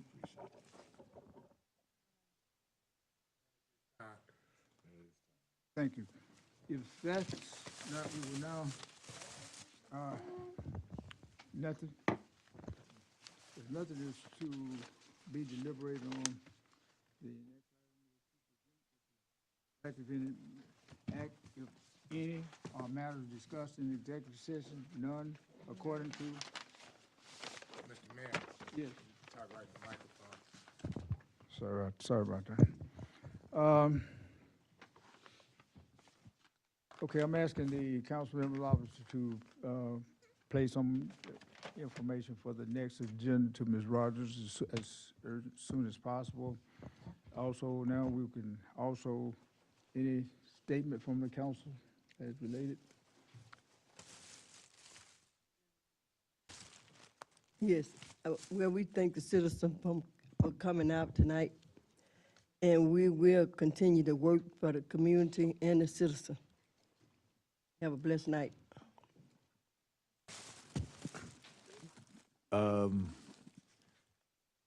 It's Black History Month in February, and we encourage everyone to do your research and enjoy what you find about Black history. I just wanted to tell the citizens, thank you for coming out to city council meetings. Continue to come out and support us, celebrate Black History Month. Let's also not forget the little kids that go to school. Let's give them a high five when you see them. If you're a person that visits a school, they need all the encouragement that they can get nowadays, our little ones and our big ones. So let's just watch out in the school zones, and be careful in the morning. It is supposed to be super foggy. Yes, sir, Mr. Mayor, before I go into just my general announcements, I will say for future agenda items for City Council, I look forward to bringing up another issue as far as previous litigation that we have that is continuing. again, in regards to us financing previous litigation. So at the next agenda meeting or next city council meeting, I look forward to presenting that to you all, as well as sharing the information with you. But we have some issues that we need to discuss as far as previous and current litigations. As far as announcements, again, thank you to the citizens of Prairie View. Thank you to the residents. Thank you for everybody coming out. Continue to support Prairie View. Continue to grow Prairie View. Again, it is Black History Month. Take pride in Black history. Thank you to everybody once again. I don't have too much to say. I will say this. They are hiring for the railroad. I made mention of this before. I will make mention again. It does not take much. Please reach out to me. I will be able to help you as best I can. They're hiring for the railroad. I made mention of this over a month ago. I've been working for the last month. So, again, they are hiring. Anybody looking for jobs, your background is not a issue per se. So please reach out to me if need be. We would love to have local participation in these railroad projects. Railroad is funded by us, the people. So therefore, let's try to get some of the money back in here to Waller County and the citizens of Waller County. So that's what I will let you know. Appreciate you. Thank you. Yes, Is it going to be Union Pacific, Southern Pacific? Which one? It's subbed out. Union Pacific. Union Pacific is the one doing the projects. It's subbed out, though. We're subbed out under two different companies and subbed out. Right now, technically, I'm doing traffic technician, traffic control, flagging for the railroad. The play alternates depending on location, as much as 22 an hour, sometimes maybe down to 15, 16 an hour, depending on where you're at and who you are. But again, they are hiring, they are paying, the hours are good. You get paid daily. So again, reach out to me if you're looking for any type of work. We have managed to work with a couple folks and get some folks jobs, not necessarily with the railroad, but we have managed to get a few folks jobs here lately. So reach out to me when time provides or permits. I'll help you as best I can. That includes second chance people as well? That includes everybody. Thank you, Councilman Jackson. In closing, I would like to say to the citizens and of Prairie View, one thing that I hope we can see that there are some changes being made in Prairie View. And I know that it seems like it's tough here when we debate and try to get things done. But some of the things that were said tonight and in previous meetings, they're moving toward trying to clear up some things and do some things. I think you probably remember that when I ran, I talked about education, exposure, and accountability. I continue to say that. And I think if we are educated, and a lot of this is education, exposure, information to the public.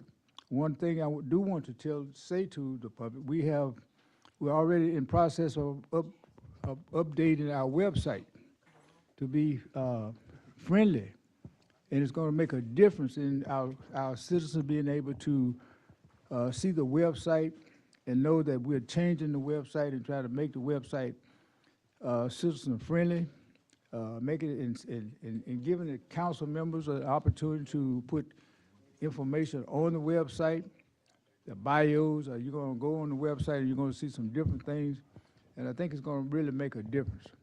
So with that said,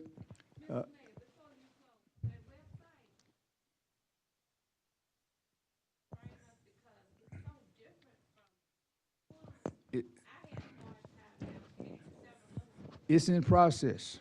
Everything that I'm saying right now in dealing with the website, we're going through some hurdles now to get it to be citizen friendly, so it'll be easy to navigate. So it's going to take a little while for us to get it like it's supposed to be, but that's one of the goals, is to get it so that, and you know, I hate, you know, we're in a university city, but we are not the city. We're not promoting Prairie View A&M University. We're promoting the city of Prairie View. Okay, so, and we're making a lot of changes. Chief White, he could tell us, we now have a better relationship with the university police officers.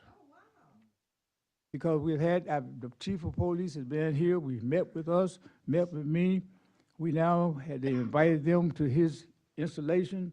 I mean, things are changing, and we are moving to a better system because of education, cooperation, visibility. I mean, you're gonna see it. So I appreciate the cooperation that we are having. And with that, ladies and gentlemen, good night. Move to adjourn. Second. There you go. Okay, we move to adjourn. Okay, let's get out of here. No,